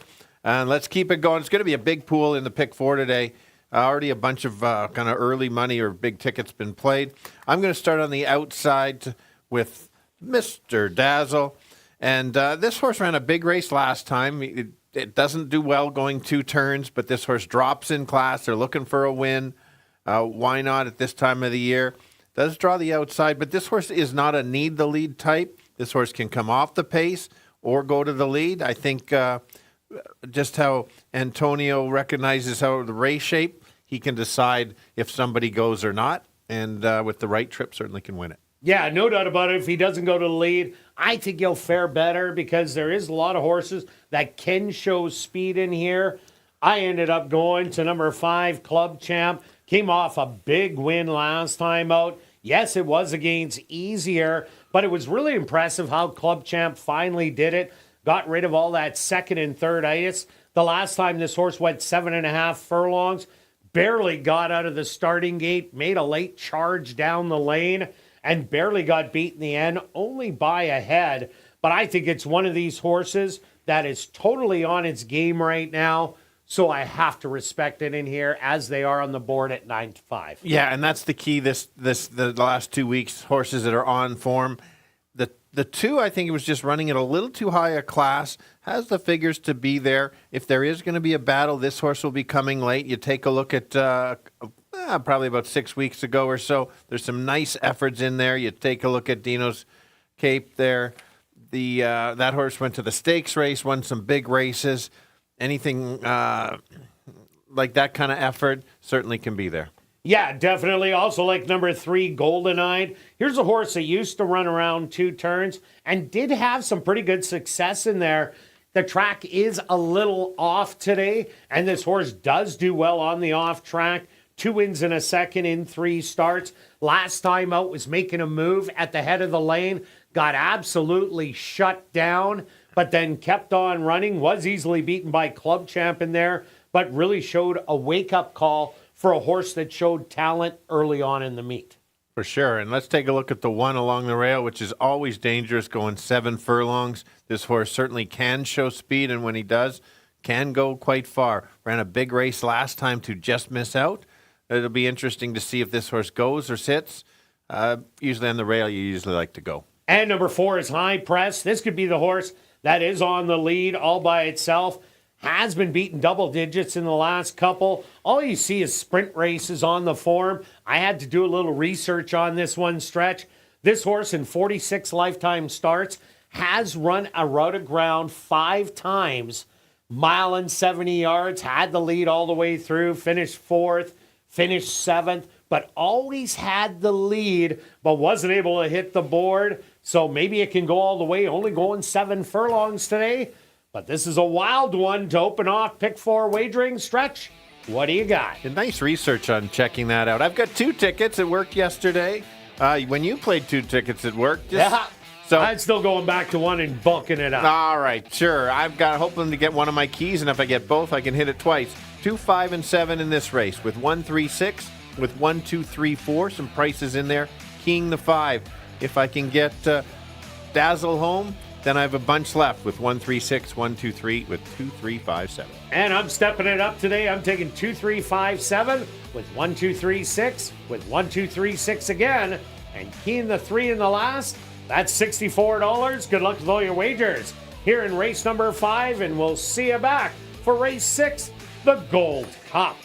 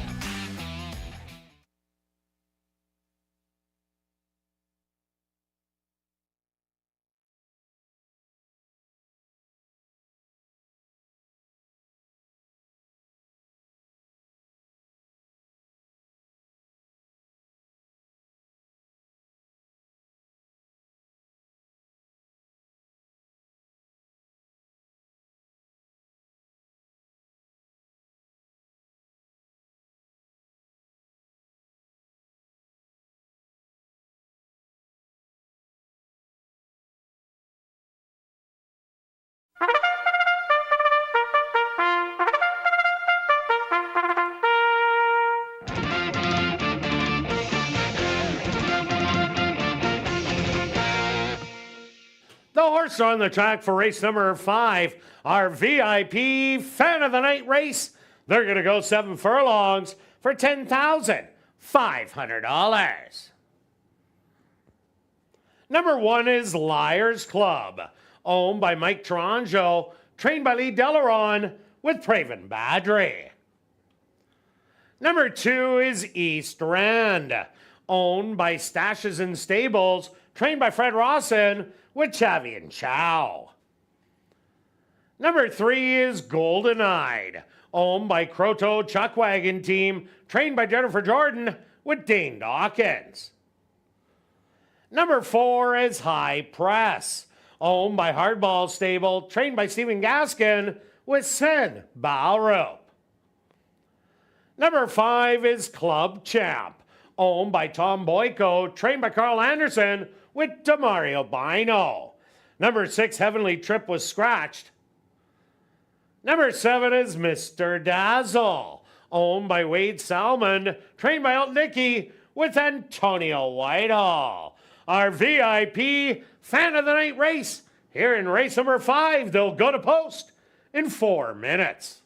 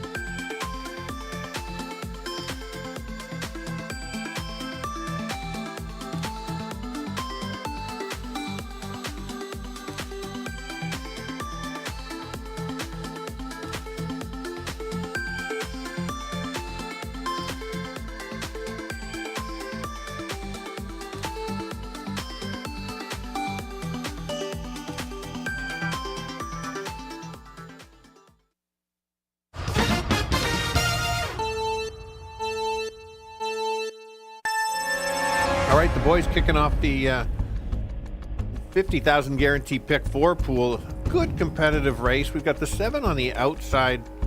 It's always a little tricky going 7 furlongs, but this horse can either go to the lead or sit just off. I think if he runs his race, he certainly can is the horse to beat, absolutely, especially after that last race. Others to consider, this 5 can go to the lead as well, but I think this horse will sit back since there is so much other speed.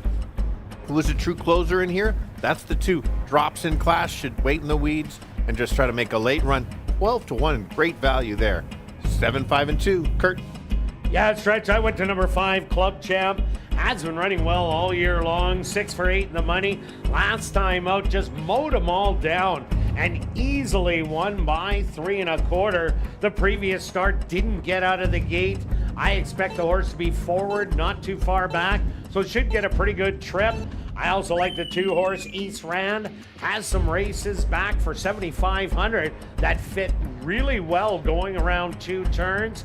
So that horse is a great price at 13 to 1. And rounded out with number 3, Golden Eye. Got in a bunch of trouble at the head of the lane. Still ran on to be beaten by Club Chap. Only by 3.5 lengths in the end. A smoother trip. Could get a piece of things and expect forward running again. I'm going to give you 5, 2, and 3. Good luck here in race number 5.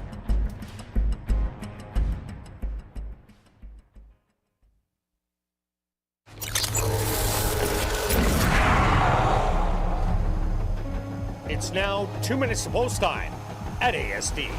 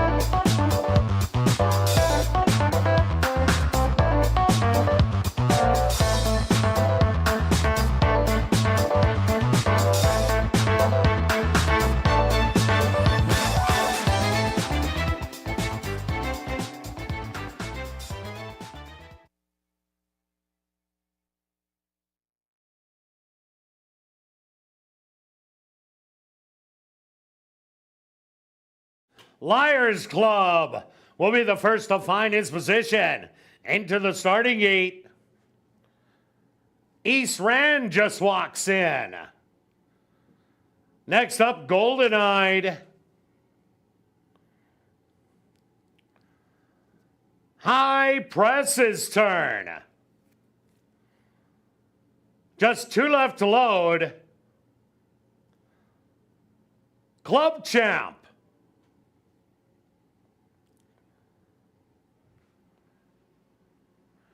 And now just waiting on the 3-2 favorite, Mr. Dazzle. The field is set. They're at the post. Club Champ fractious in the starting gate. Is settled back down. And they're off. From the middle of the track, that's High Press, showing good early speed, and will grab the lead by 3 lengths. Second, Club Champ, patiently waiting there on the inside. Liars Club. Golden Eye, 3 wide now, moving up to third. Then it's Mr. Dazzle, Liars Club on the rail, and East Rand, the early trailer. 24-4 the opening quarter. The gas pedal is stuck, and High Press has now opened up the advantage to about 8. In second, Club Champ trying to reel in High Press. Liars Club, Mr. Dazzle to the outside, and then your trailers are going to be Golden Eyed and East Rand, 48-1. High Press, the lead shrinking, now is up by 4. Club Champ in an all-out drive in second. Mr. Dazzle and Liars Club still running as a pair. They hit the head of the lane, and High Press still with the lead, but Club Champ has lots to offer, and now collars them. Liars Club with the late rally, but running out of ground, a 16th of a mile to go, and Club Champ is gonna get it done. Liars Club second best, very close for third and fourth between Mr. Dazzle and High Press.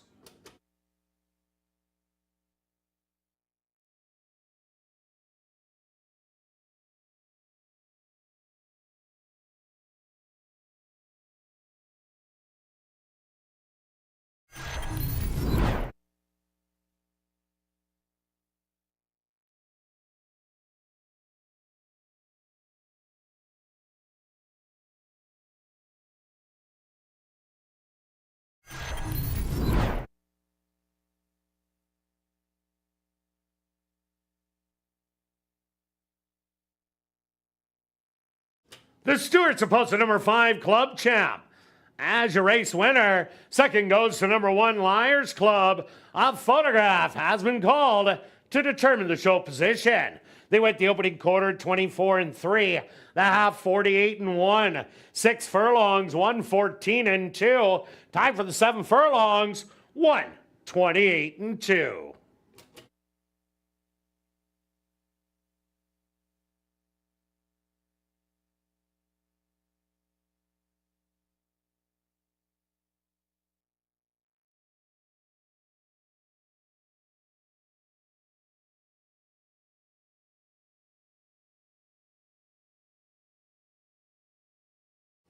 Results of the photo show number 7, Mr. Dazzle.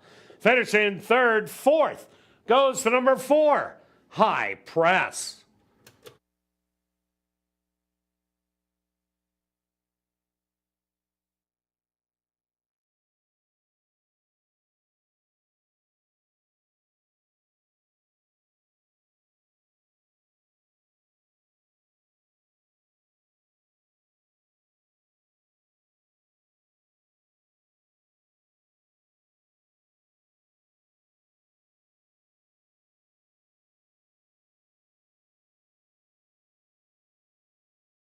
Now entering the Wednesday enclosure, the official winner of our VIP Fan of the Night race, that's number 5, Club Champ.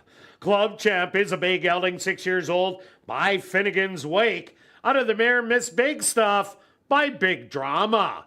owned by Tom Boyko, trained by Carl Anderson, and ridden to victory by Demario Bino. Tied for the 7 furlongs, 1:28-2. Congratulations goes out to jockey Demario Bino, who scores the double. 2 wins for jockey Demario Bino. Race 5 is official in the upcoming 6th race, our co-featured event, the 67th running of the Gold Cup. There are no changes. Rolling double and late pick 3 here in race number 6.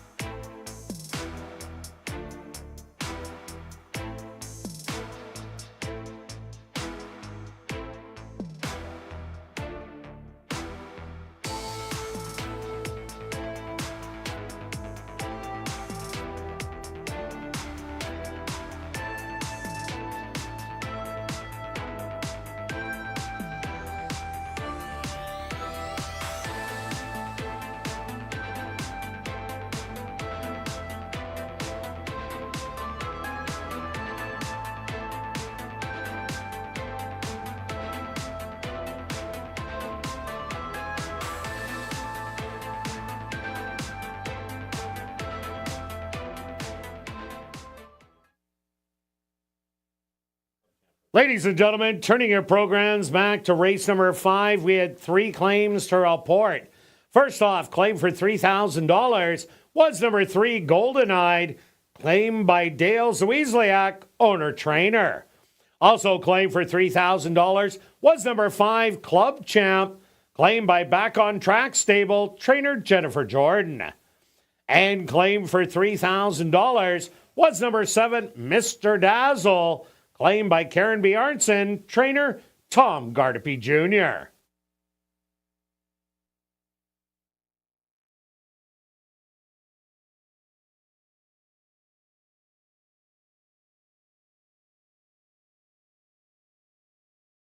Well, you better hurry and get your 50-50 tickets. The jackpot currently at $1,450 and growing. Tickets 1 for 10, 10 for 20, 50 for 50, or 200 for $100. You can get your tickets at Guest Services, the VLT Cashier's Cage, the 50-50 ticket seller who is walking the facility, or just go to 5050.asdowns.com. Ticket sales will close at 9:50 p.m., just a little over 15 minutes away. So get your tickets now.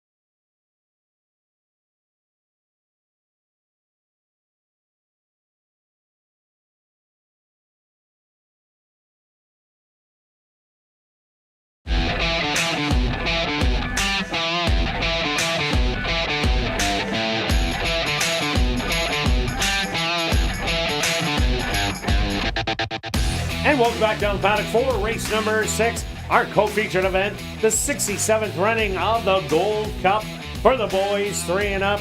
They're going to go 1 mile and an 8. Quick look back at race number 5 stretch. While Club Champ, the second and third itis, is far over now. 2 impressive wins back to back. It has been 2 impressive wins. It was a smart ride, not trying to go with the quarter horse out there. And just kind of got tired, but didn't want to get too far back. Got the jump and then just held off the others. And, it was a smart ride, recognized the situation. Good research on your part. And so let's keep moving. Thanks for playing the pick 4. Nice pool of over 84,000. And, we're both alive. So it was second choice, I believe. Was it the second choice? Yeah, it was the second choice. Mr. Yeah. Dazzle was 7-5. That's correct. Okay. Let's go to the rail horse here, the 1, as Julia already is ready for us. The key to this one is, well, we've seen how speed is doing quite well. You want to be on or near the pace. This horse has chased some speed horses all season long. Doesn't really have a couple of them in here.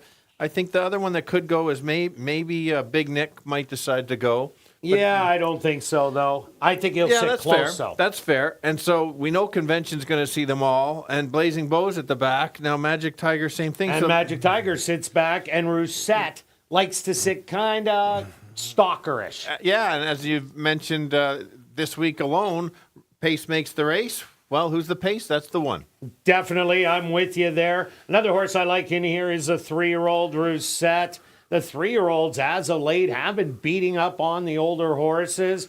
And Roussette comes off a really good third-place finish in the Canadian Derby, in the Manitoba Derby. The horse was off almost a month coming in, made a good middle move in the race, but was really wide, ended up tiring in there. but that wasn't a bad race and does have that start over the track. I really like that. And with that closing effort last time out and doing the 1.125 already twice, I think that's absolutely huge for Rousset. For sure. And the current favorite, 6-5, makes sense because this horse has already won 2 stake races. That's the 6. Comes from the back, makes a late move. Kind of ran out of ground last time. Exacting got the jump on him and just couldn't get there. They're going that extra furlong, half a furlong. And is that going to be the difference? Has a workout coming in. I do like that. But if the pace doesn't stop, it's going to be tough for him to get there. Yeah, number 5, Convention. Here's a horse that last year in the Gold Cup did run second to the 3-horse Magic Tiger. And it seems like Convention, it's all about longer races. I'd love to see this horse at a marathon race just because the best running has been a 1.125. The horse is 3 for 5 in the money. A win, a second, and a third. Has run it once here at the Downs, and that was a really good second. Did close a bunch of ground last time out, but it just wasn't enough. But maybe that extra 1/8 of a mile or a 16th added on is going to be the big difference. Yeah, and speaking of Magic Tiger, this is the one that won it last year. Last year was a much better year at 5 wins, no wins this year. I thought this horse started to wake up the last couple starts, has a workout coming in.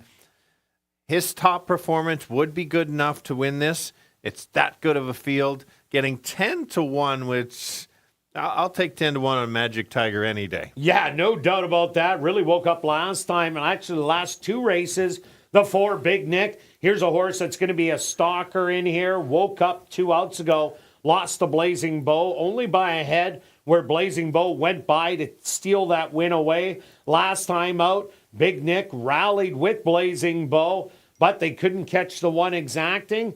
But the horse is running well, and you're getting 4-1. All right, Stretch, let's go to our wagers here in race 6. What do you have? I should be almost keying the one, but I'm not. I'm going to play a $3 pick 3 wheel, 1, 3, and 6, with the 1, 2, with the 5. Looks like we're going to have a match race in the Who's Paying for the Show parlay tomorrow. All right. Now I'm going after the pick 3. I'm hitting the all button in here and saying, all right, that's good enough for this race. I'm going to leave out the favorite in the next. I'm going to take 2, 3, and 6. I'm going for a price. I do have it in my pick 4 and pick 5. And I'm keying the 3 in the last for $18. Good luck with all your wagers here in race 6. And we'll see you back for race number 7, the 95th running of the Winnipeg Futurity.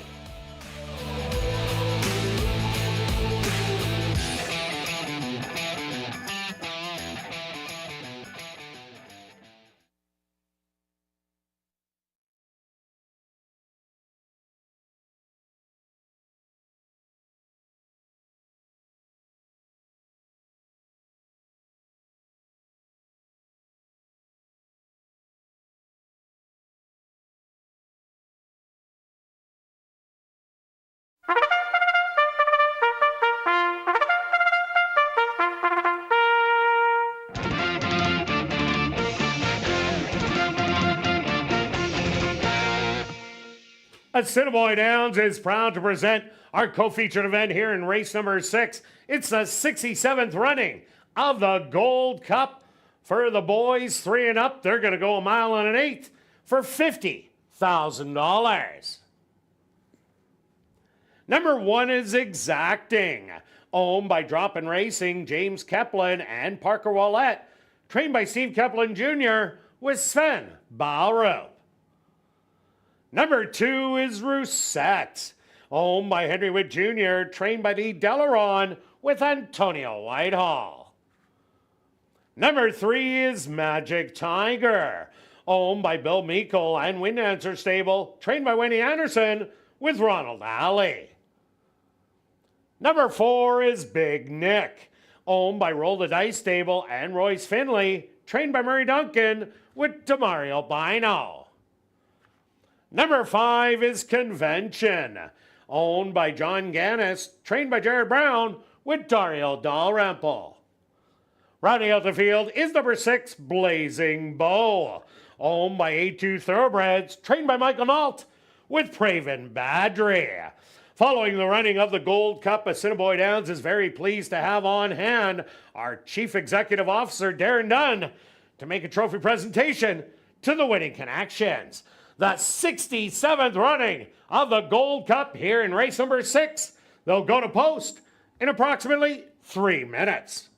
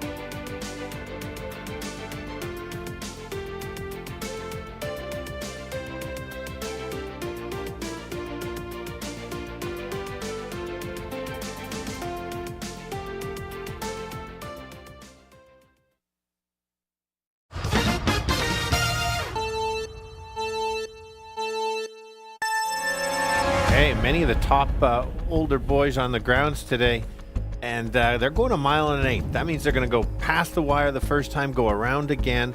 Who do they have to catch? That's the one. Exacting. Won't have to deal with some other speed if this horse can relax, get the distance. Will be tough to beat. Getting 3-1, nice price. The favorite right now is the 6. This horse comes from the back, won't be anywhere near the lead.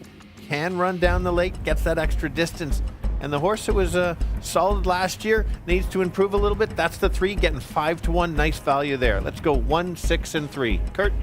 Yeah, Stretch, I'm with you on number 1, Exacting. There isn't a lot of speed in here except for Exacting, so that's going to be controlling. Speed's doing so well on the racetrack. It's got to be the one that they got to catch. I also like the 3-year-old in here, Rousset. Went 1 1/8 miles in the Derby, 2 outs ago, 1 1/4 miles last time out. So actually gets to cut back in distance for this race and ran big last time out and ran a good race in the Derby. And 3-year-olds are just running lights out at this time of the year, and rounded out with Blazing Bow. Always comes with a big run in the end. So I'm going to give you 1, 2, and 6. Good luck here in race number 6.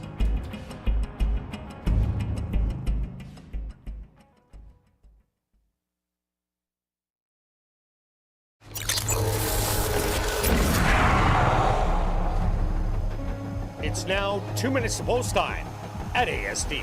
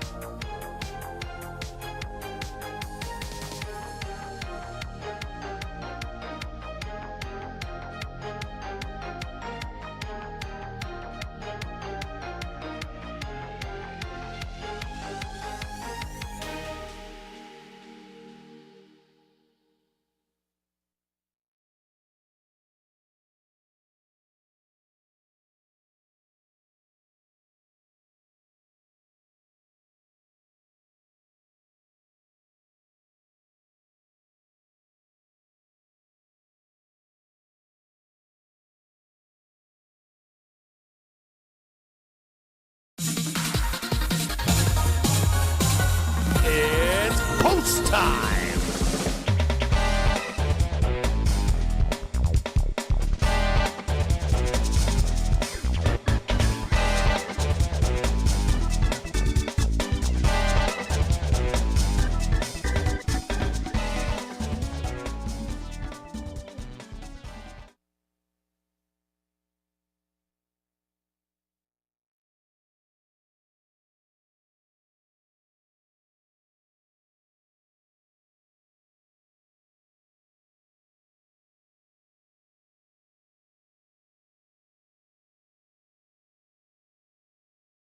Exacting will lead the field into the starting gate. Next up, the 3-year-old Roussette. Here comes Magic Tiger.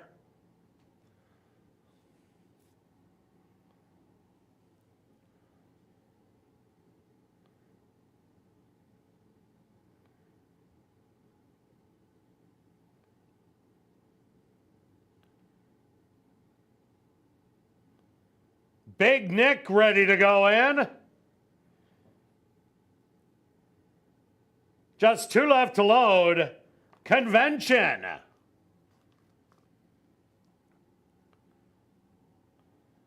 And now just waiting on Blazing Bow, your current 6-5 favorite. The field is set. They're at the post. And they're off in the 67th running of the Gold Cup. On the inside, Exacting, showing a little bit of early speed. In between horses, Big Nick is up close early. Also, Roussette showing some speed, but Exacting will be the early leader. Roussette in between horses. 3 wide, Big Nick. Convention up close early. Settled in 4th, then it's Magic Tiger. And Blazing Bow will be the early trailer. 24-3, the opening quarter. And Exacting has that lead by 3/4 of a length. Roussette comfortable in 2nd. 3 wide, that's Big Nick. Back in 4th, Magic Tiger. Blazing Bow securing the rail. Convention the trailer, 49-1 the half mile. And 3 across the track. Exacting giving up the rail for Blazing Bow to make the move. Blazing Bow on the inside. Big Nick on the far outside. Magic Tiger making a 3 wide bid. Exacting doesn't have it today. Then it's Convention and Roussette. The leader, a short leader, Blazing Bow, is battling through 3/4. 113-4. They hit the head of the lane. It's Big Nick on the outside, Blazing Bow, and Magic Tiger. But Blazing Bow with the best stride right now, fighting back. That's going to be Big Nick and Magic Tiger to the outside. They're at the 16th pole. Anybody's race, and they're battling to the wire. Magic Tiger looks like it got there for the 67th running of the Gold Cup.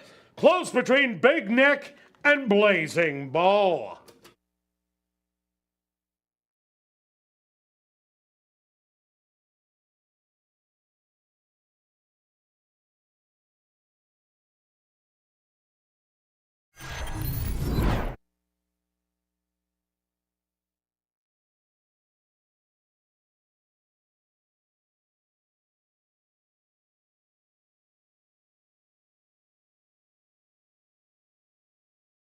The stewards have requested a photograph to determine the winning horse. They went the opening quarter 24-3, the half 49-1, 6 furlongs 113-4.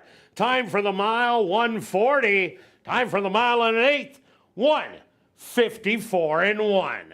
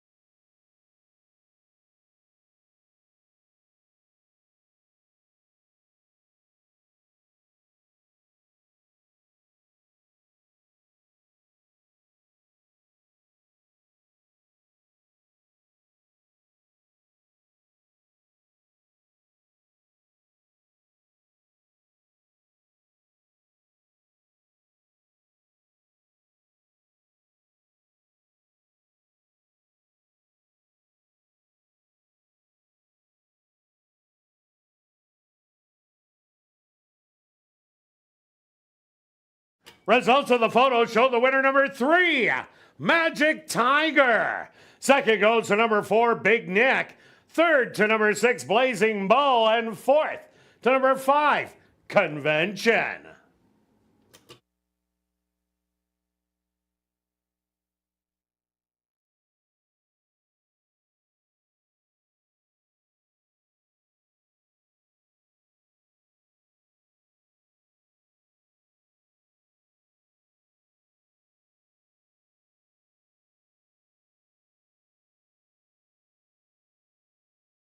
Now entering the winner's enclosure, the official winner of the 67th running of the Gold Cup, that's number 3, Magic Tiger.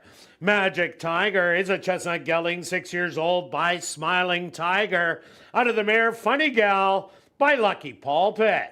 Owned by Bill Meikle and Wind Answer Stable, trained by Wendy Anderson, and ridden to victory by Ronald Alley. Time for the mile and an eighth. 1:54-1. Assiniboia Downs is very pleased to have on hand our Chief Executive Officer, Darren Dunn, to make a presentation to the winning connections. Also, congratulations goes out to trainer Wendy Anderson, who scores the double. 2 wins for trainer Wendy Anderson. Race 6 is official in the upcoming 7th race. Our co-featured event, the 95th running of the Winnipeg Futurity for 2-year-olds. Scratch number 5, Northern Echo. Classic high 5 wagering. Here in race 7, they'll go to post in 15 minutes.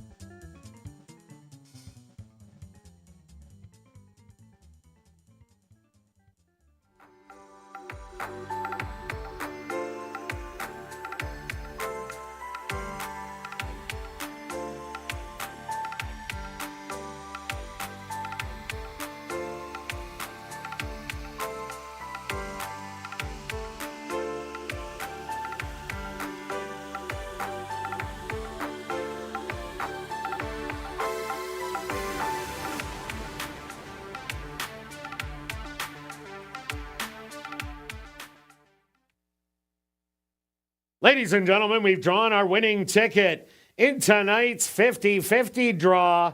It's Series AR number 4826252.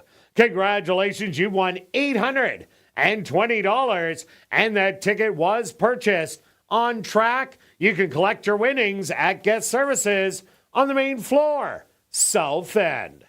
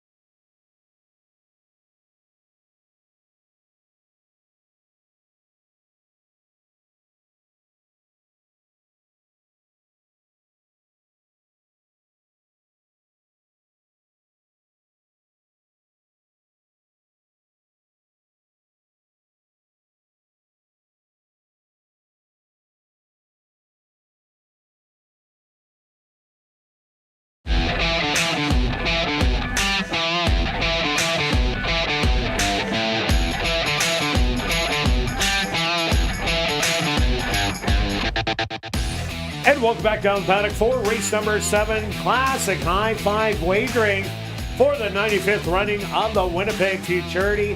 4 2-year-olds. They're going to go 6 furlongs. Scratch number 5, Northern Echo. Quick look back at race number 6, the Gold Cup. Stretch, what a finish. It lived up to the hype. We've had so many good races. That might have been the best one to date. So many moving parts, good moves, good by the jockey, and just noses at the wire. Good race call, exciting, and Magic Tire goes back to back in this race. Yeah, that's crazy after being shut out all year long. Save the best for last. Okay, on to race number 7. We got a big favorite in here. We do, but I don't think it's a slam dunk. I think there's so many good ones in here. I think many of them can certainly improve. They've lightly raced horses. I did go to the 1, yes, because did look so good last time, showed a bit of a different dimension. Stalking on the outside, made that middle move. I like horses that make middle moves, and she did that, and she just opened up and kept going. She's been the 5.5. I don't think the extra half is going to make any difference. She just got to get out of the gate. Yeah, she was ultra impressive, but it's that post position number 1. That's the only thing that scares me in here. I do like number 3, Bound for Heaven. Liked it first time out and didn't disappoint, swooping the field, winning by 2 after getting out rather slowly. Did the same thing last time out, steadied a bit, circled everybody at the end except for Gian Foxy, who ended up drawing off to win by 2.5. But this horse has a lot of talent. It just needs to get out of the starting gate a little bit cleaner, sit behind that speed, and that late kick might be good enough to win this one. Absolutely. I went back to the 2, getting 10-1. I like that price.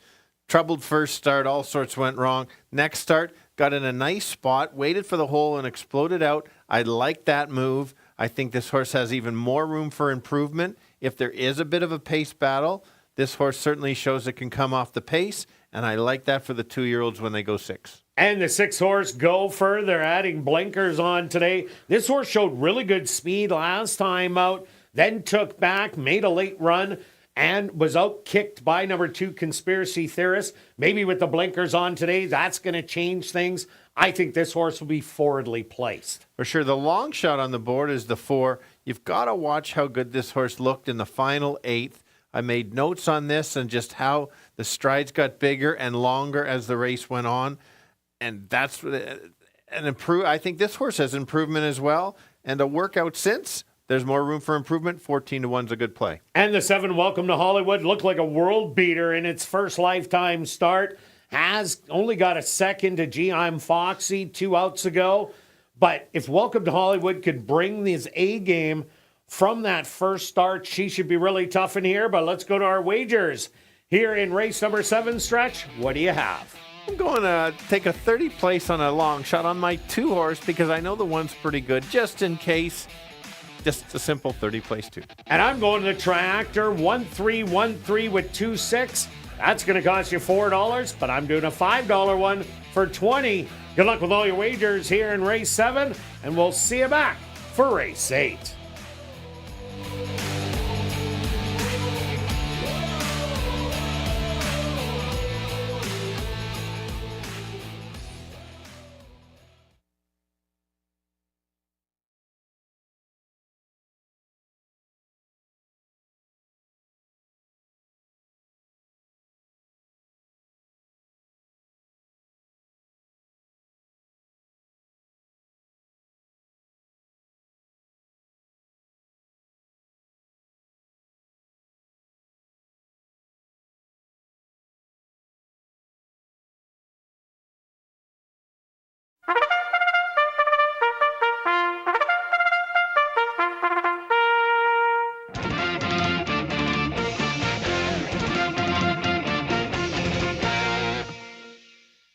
Assiniboia Downs is proud to present our co-featured event here in race number 7.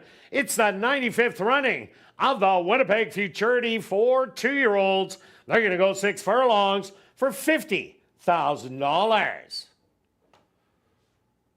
Number 1 is Gee, I'm Foxy, owned by Railside Stable, trained by Jared Brown with Ronald Alley. Number 2 is Conspiracy Theorist, owned by Pierre Esquirol and Wind Dancer Stable, trained by Wendy Anderson with Dane Dawkins.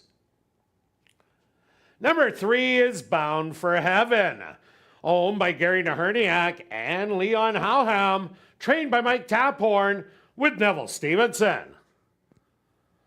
Number 4 is Prince of the Prairie, owned by Greenlaw Farms and Florian Rivard, trained by Carl Anderson with Demario Bino. Number 5, Northern Echo, is scratched. Number 6 is Gopher, owned by Roger Plant, Ken Pollock, and Ed Pollock, trained by Mike Taphorn with Praven Badri. Rounding out the field is number 7, Welcome to Hollywood, owned by Jared Brown and John Gannis, trained by Jared Brown with Dario Dalrymple. The 95th running of the Winnipeg Futurity. Here in race number 7, they'll go to post in approximately 3 minutes.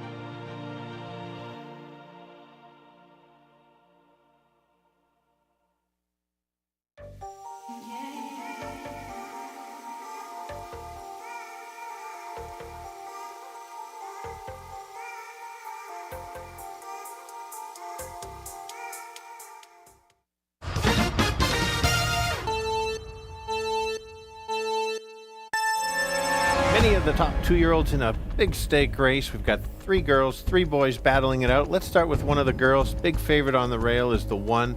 Has won the last 3 races. Looked good doing it. Came off the pace last time. Very versatile. I think this horse is certainly the horse to beat. But who may be an upset? Let's go to a price horse on the 2 horse. Last race, had a cleaner trip, got up, exploded in the last 16th. I like that move. That any improvement puts it right there. And another one is the 6 horse. Has had trouble getting out of the gate. Clean trip certainly can be there.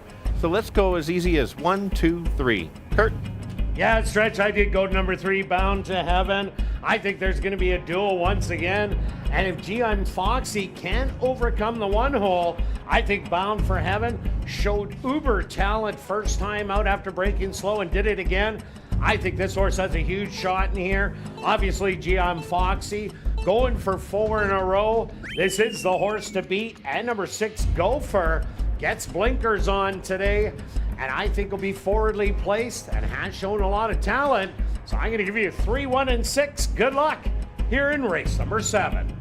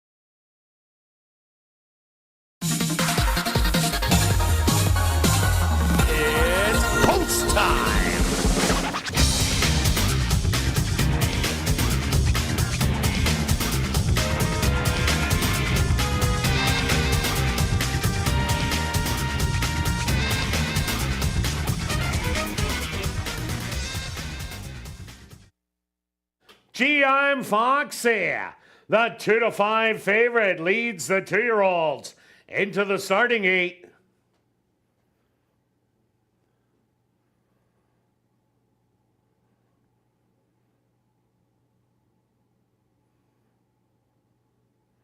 Conspiracy Theorist will be the next to move in.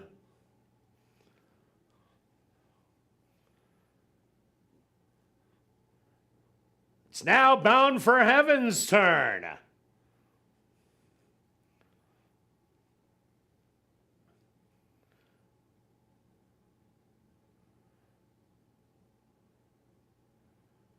Prince of the Prairie walks up and in.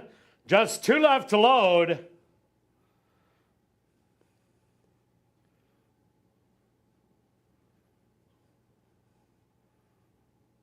Gopher.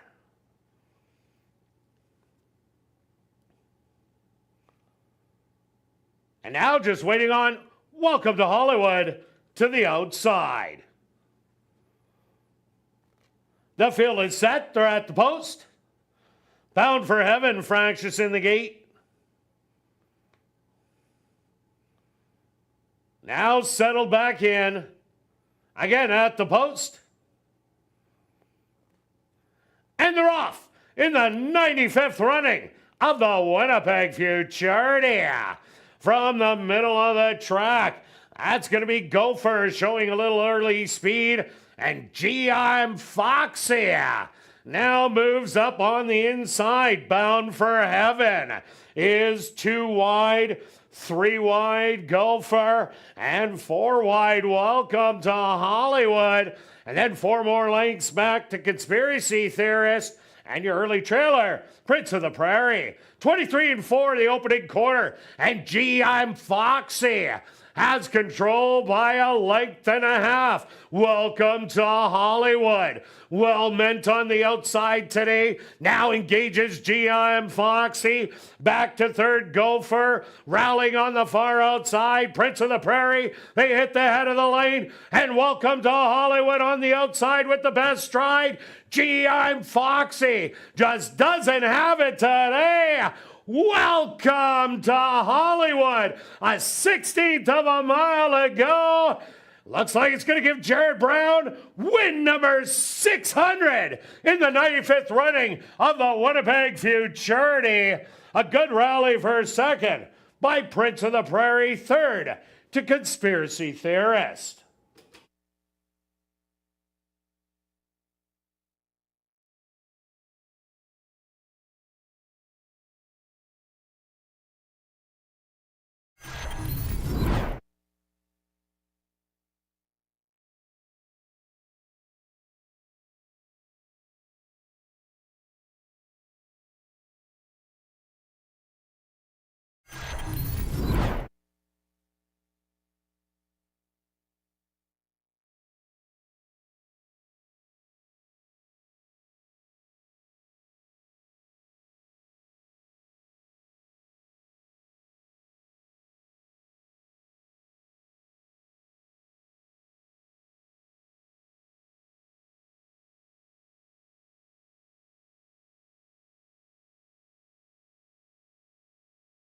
The Stewart's opposed to number 7, Welcome to Hollywood. As your race winner, second goes to number 4, Prince of the Prairie. Third to number 2, Conspiracy Theorist. A photograph has been called to determine the 4th place finisher. They went the opening quarter 23 and 4, the half 47 seconds. 5 furlongs, 59 and 3. Time for the 6 furlongs, 1:13 and 4.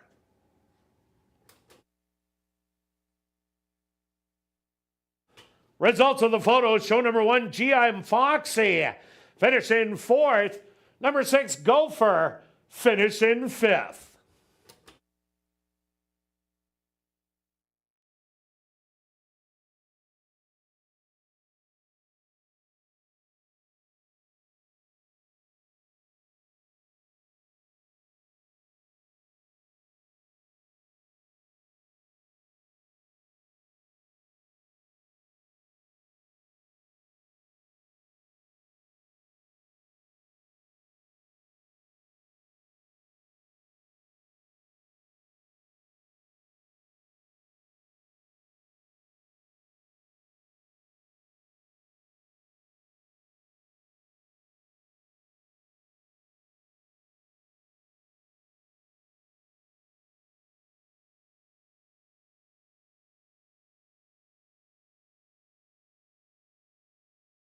Now entering the winner's enclosure,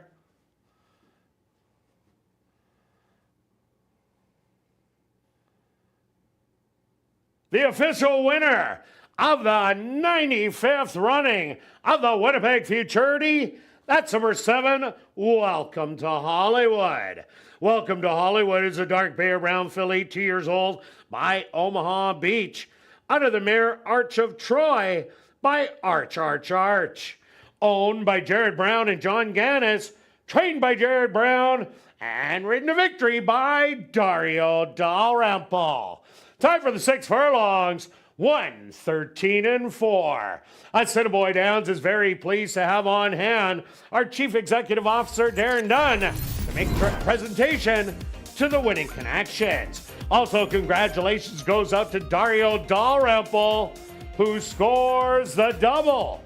2 wins for jockey Dario Dalrymple. Also, congratulations goes out to trainer Jared Brown, who gets lifetime win number 600 in style.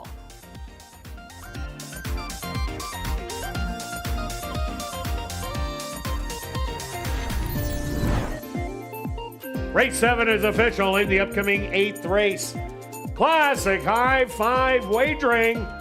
There are no changes. Post time for race number 8, 14 minutes away.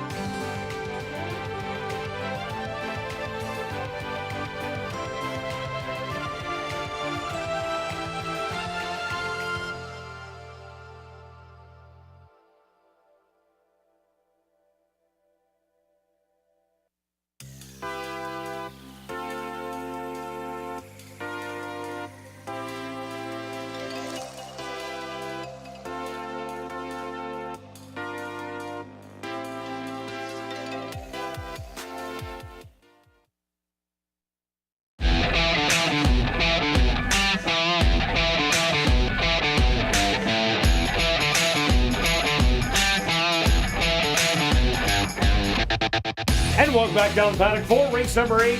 Classic high five time for this $10,000 claimer for Phillies mares 3 and up that are non-3 lifers.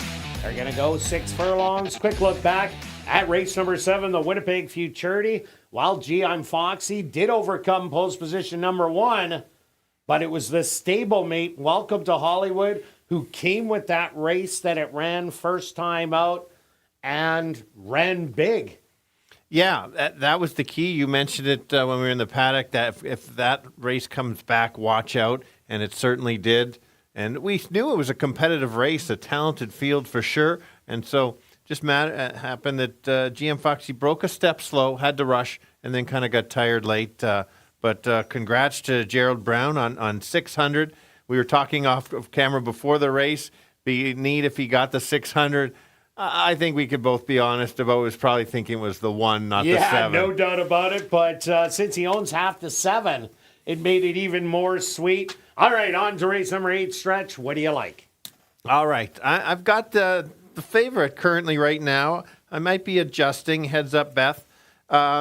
This horse I do like. Has 5 lifetime wins. Won the allowance level last time, going 7.5. Won 3 of the last 4. Tried the Manitoba Oaks, just a little too tough for her. If somebody gets away, she could get beat. If she's in the right spot, certainly could take over, make that move. Just the track is playing, other than that last race, a lot to the speed kind of favoring. Yeah, it definitely is. I went to number 3, I've Got All Night. I think this horse is going to clear in here. Showed good speed last time out. Had to go against another speedball, Bella Pock, but put that one away. But then Reasonably Lovely, who is much the best in there, zoomed on by for an easy win by 3. Olive's Candy made the good rally for second. But I think I've Got All Night with that early speed will last a long time on the front end. Yeah, we saw an earlier with Call the Cops is similar like that. Talked about the 2, has benefited from pace battles up front. That's how this horse won 2 back last time. Closed late, was a little far. Got kind of stuck and then made the late close. Reasonable Late Lovely is a runner for that level for sure. I see the same kind of trip, but needs that pace to back up. And the 7, Brad Sweetheart, ran huge last time out, stalking the speed and then pouncing and drawing off to win by 2 lengths. Yeah, it's jumping up from the 5-2 to the 10-3, but I don't see that being a problem, as this horse ran some good races at Remington Park early on before going to Texas. 5-2 on the board. A little bit low for me, but definitely off that win, you got to consider the horse. Yeah, it makes sense. The figures were very solid, or mine were. Let's take a look at the 6, 19-1. Not quite the longest shot. I backed him when he won from post 10, even after a troubled trip. Last time made a nice late close. Again, it's one of those closers with a race that doesn't have lots of speed.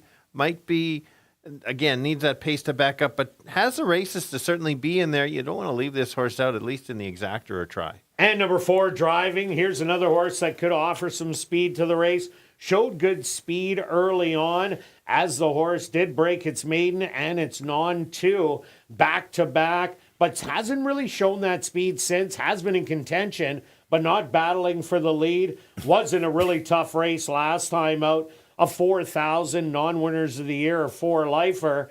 This is actually maybe a little bit easier than that one.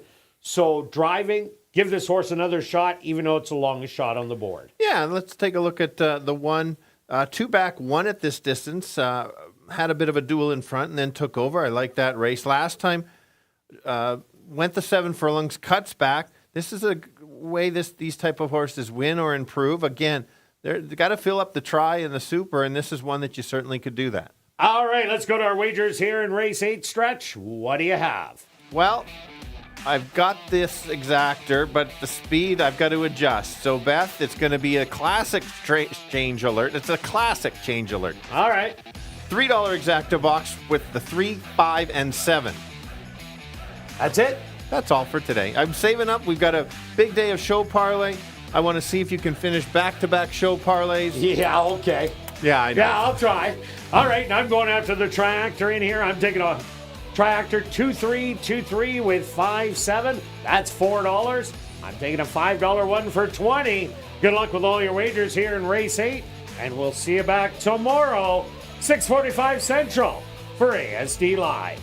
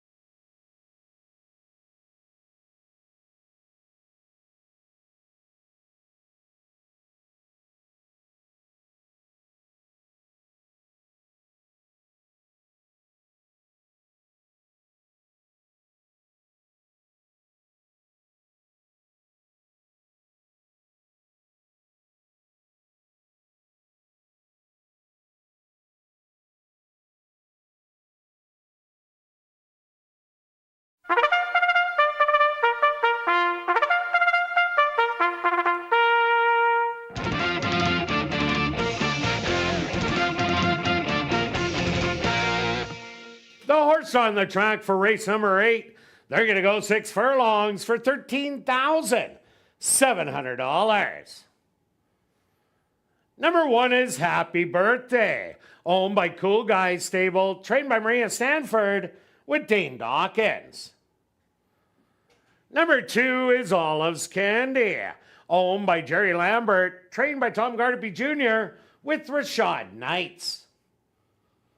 Number 3 is I've Got All Night, owned by Dark Cloud Racing, trained by Jamie Hartman with Neville Stevenson. Number 4 is Driving, owned by Final Stable, trained by Curtis Maxwell with Dario Dalrymple.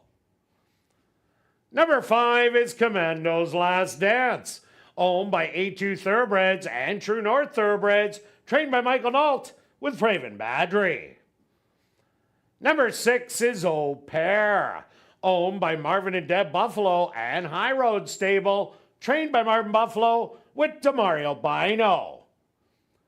Rounding out the field is number 7, Brad Sweetheart, owned by Henry Witt Jr., trained by the Delaron with Antonio Whitehall.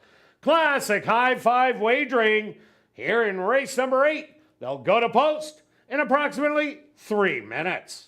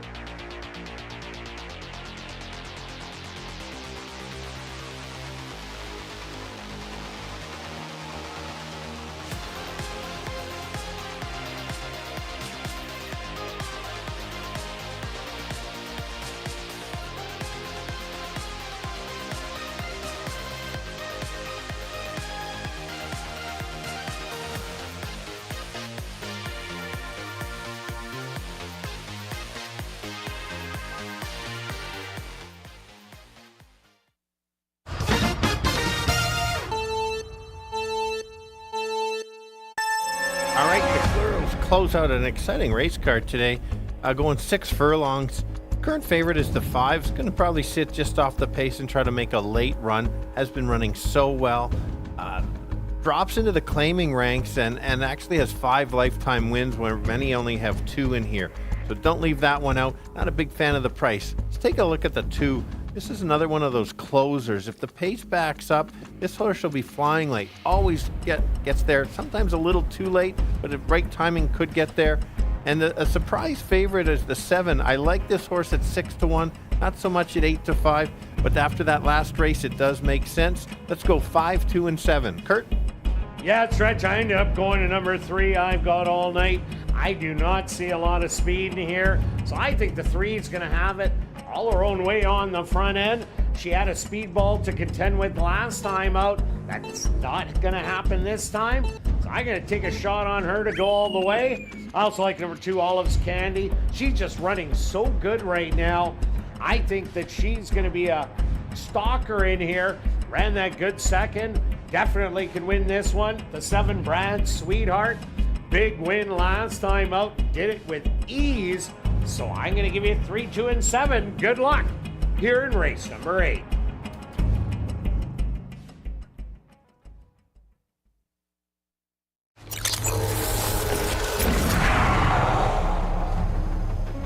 It's now 2 minutes to post time at ASD.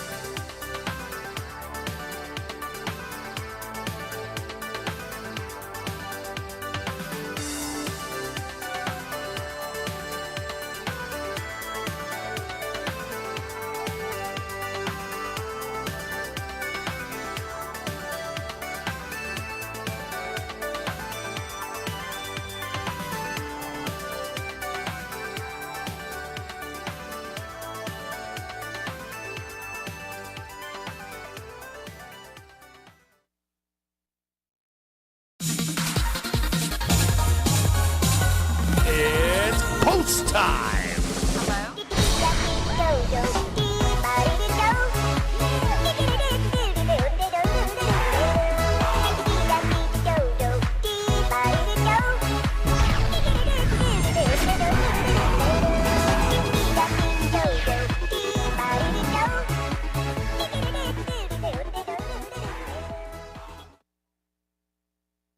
Happy birthday! Leads him in for the nightcap. Olive's Candy goes in. Next up, I've Got All Night.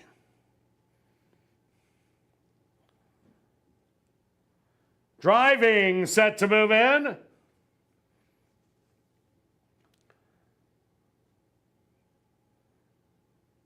The 8-5 favorite, Commando's Last Dance. Now loaded. Just 2 left to load. Au Pair. And now just waiting on Brad Sweetheart.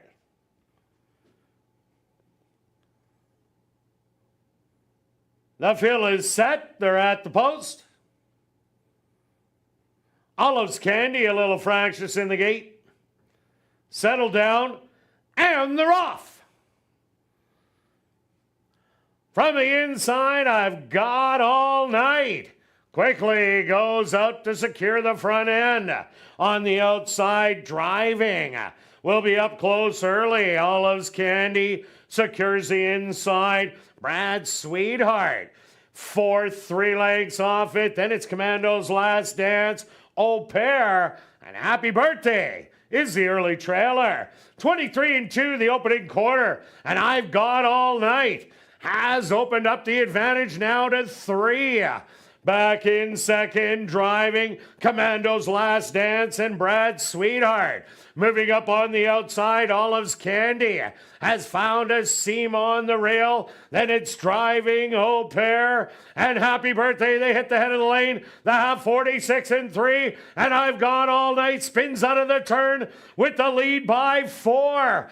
All Out Driving, Olive's Candy on the inside. To the outside, Brad Sweetheart. 16th of a mile to go. I've Got All Night begging for the wire and is going to hang on. Brad Sweetheart in second. Third's going to go to Olive's Candy, and fourth to Commando's Last Dance.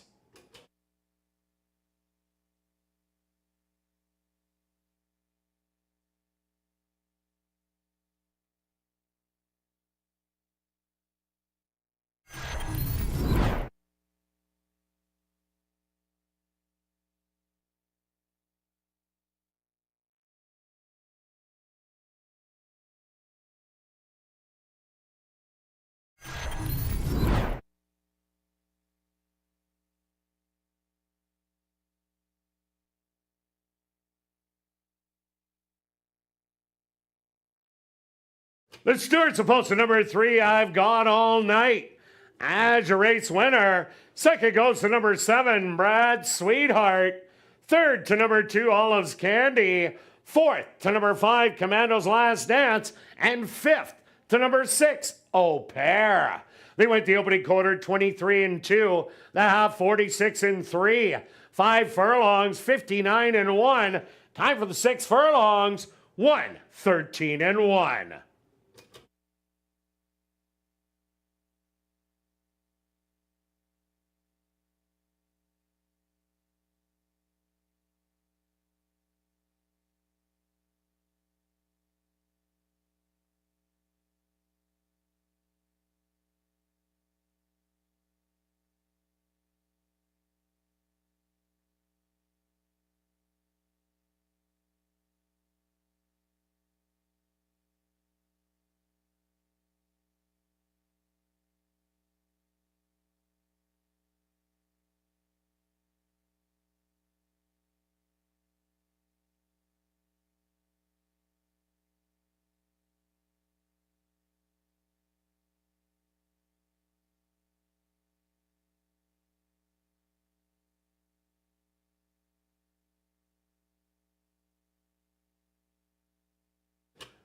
Now entering the winner's enclosure, the official winner here in race number 8. That's number 3, I've Got All Night. I've Got All Night is a Bay filly, 4 years old, by Saturday Night Lights. Under the mare Hearts of Gold by Golden Missile. Owned by Dark Cloud Racing, trained by Jamie Hartman, and ridden to victory by Neville Stevenson. Time for the 6 furlongs, 13 and 1.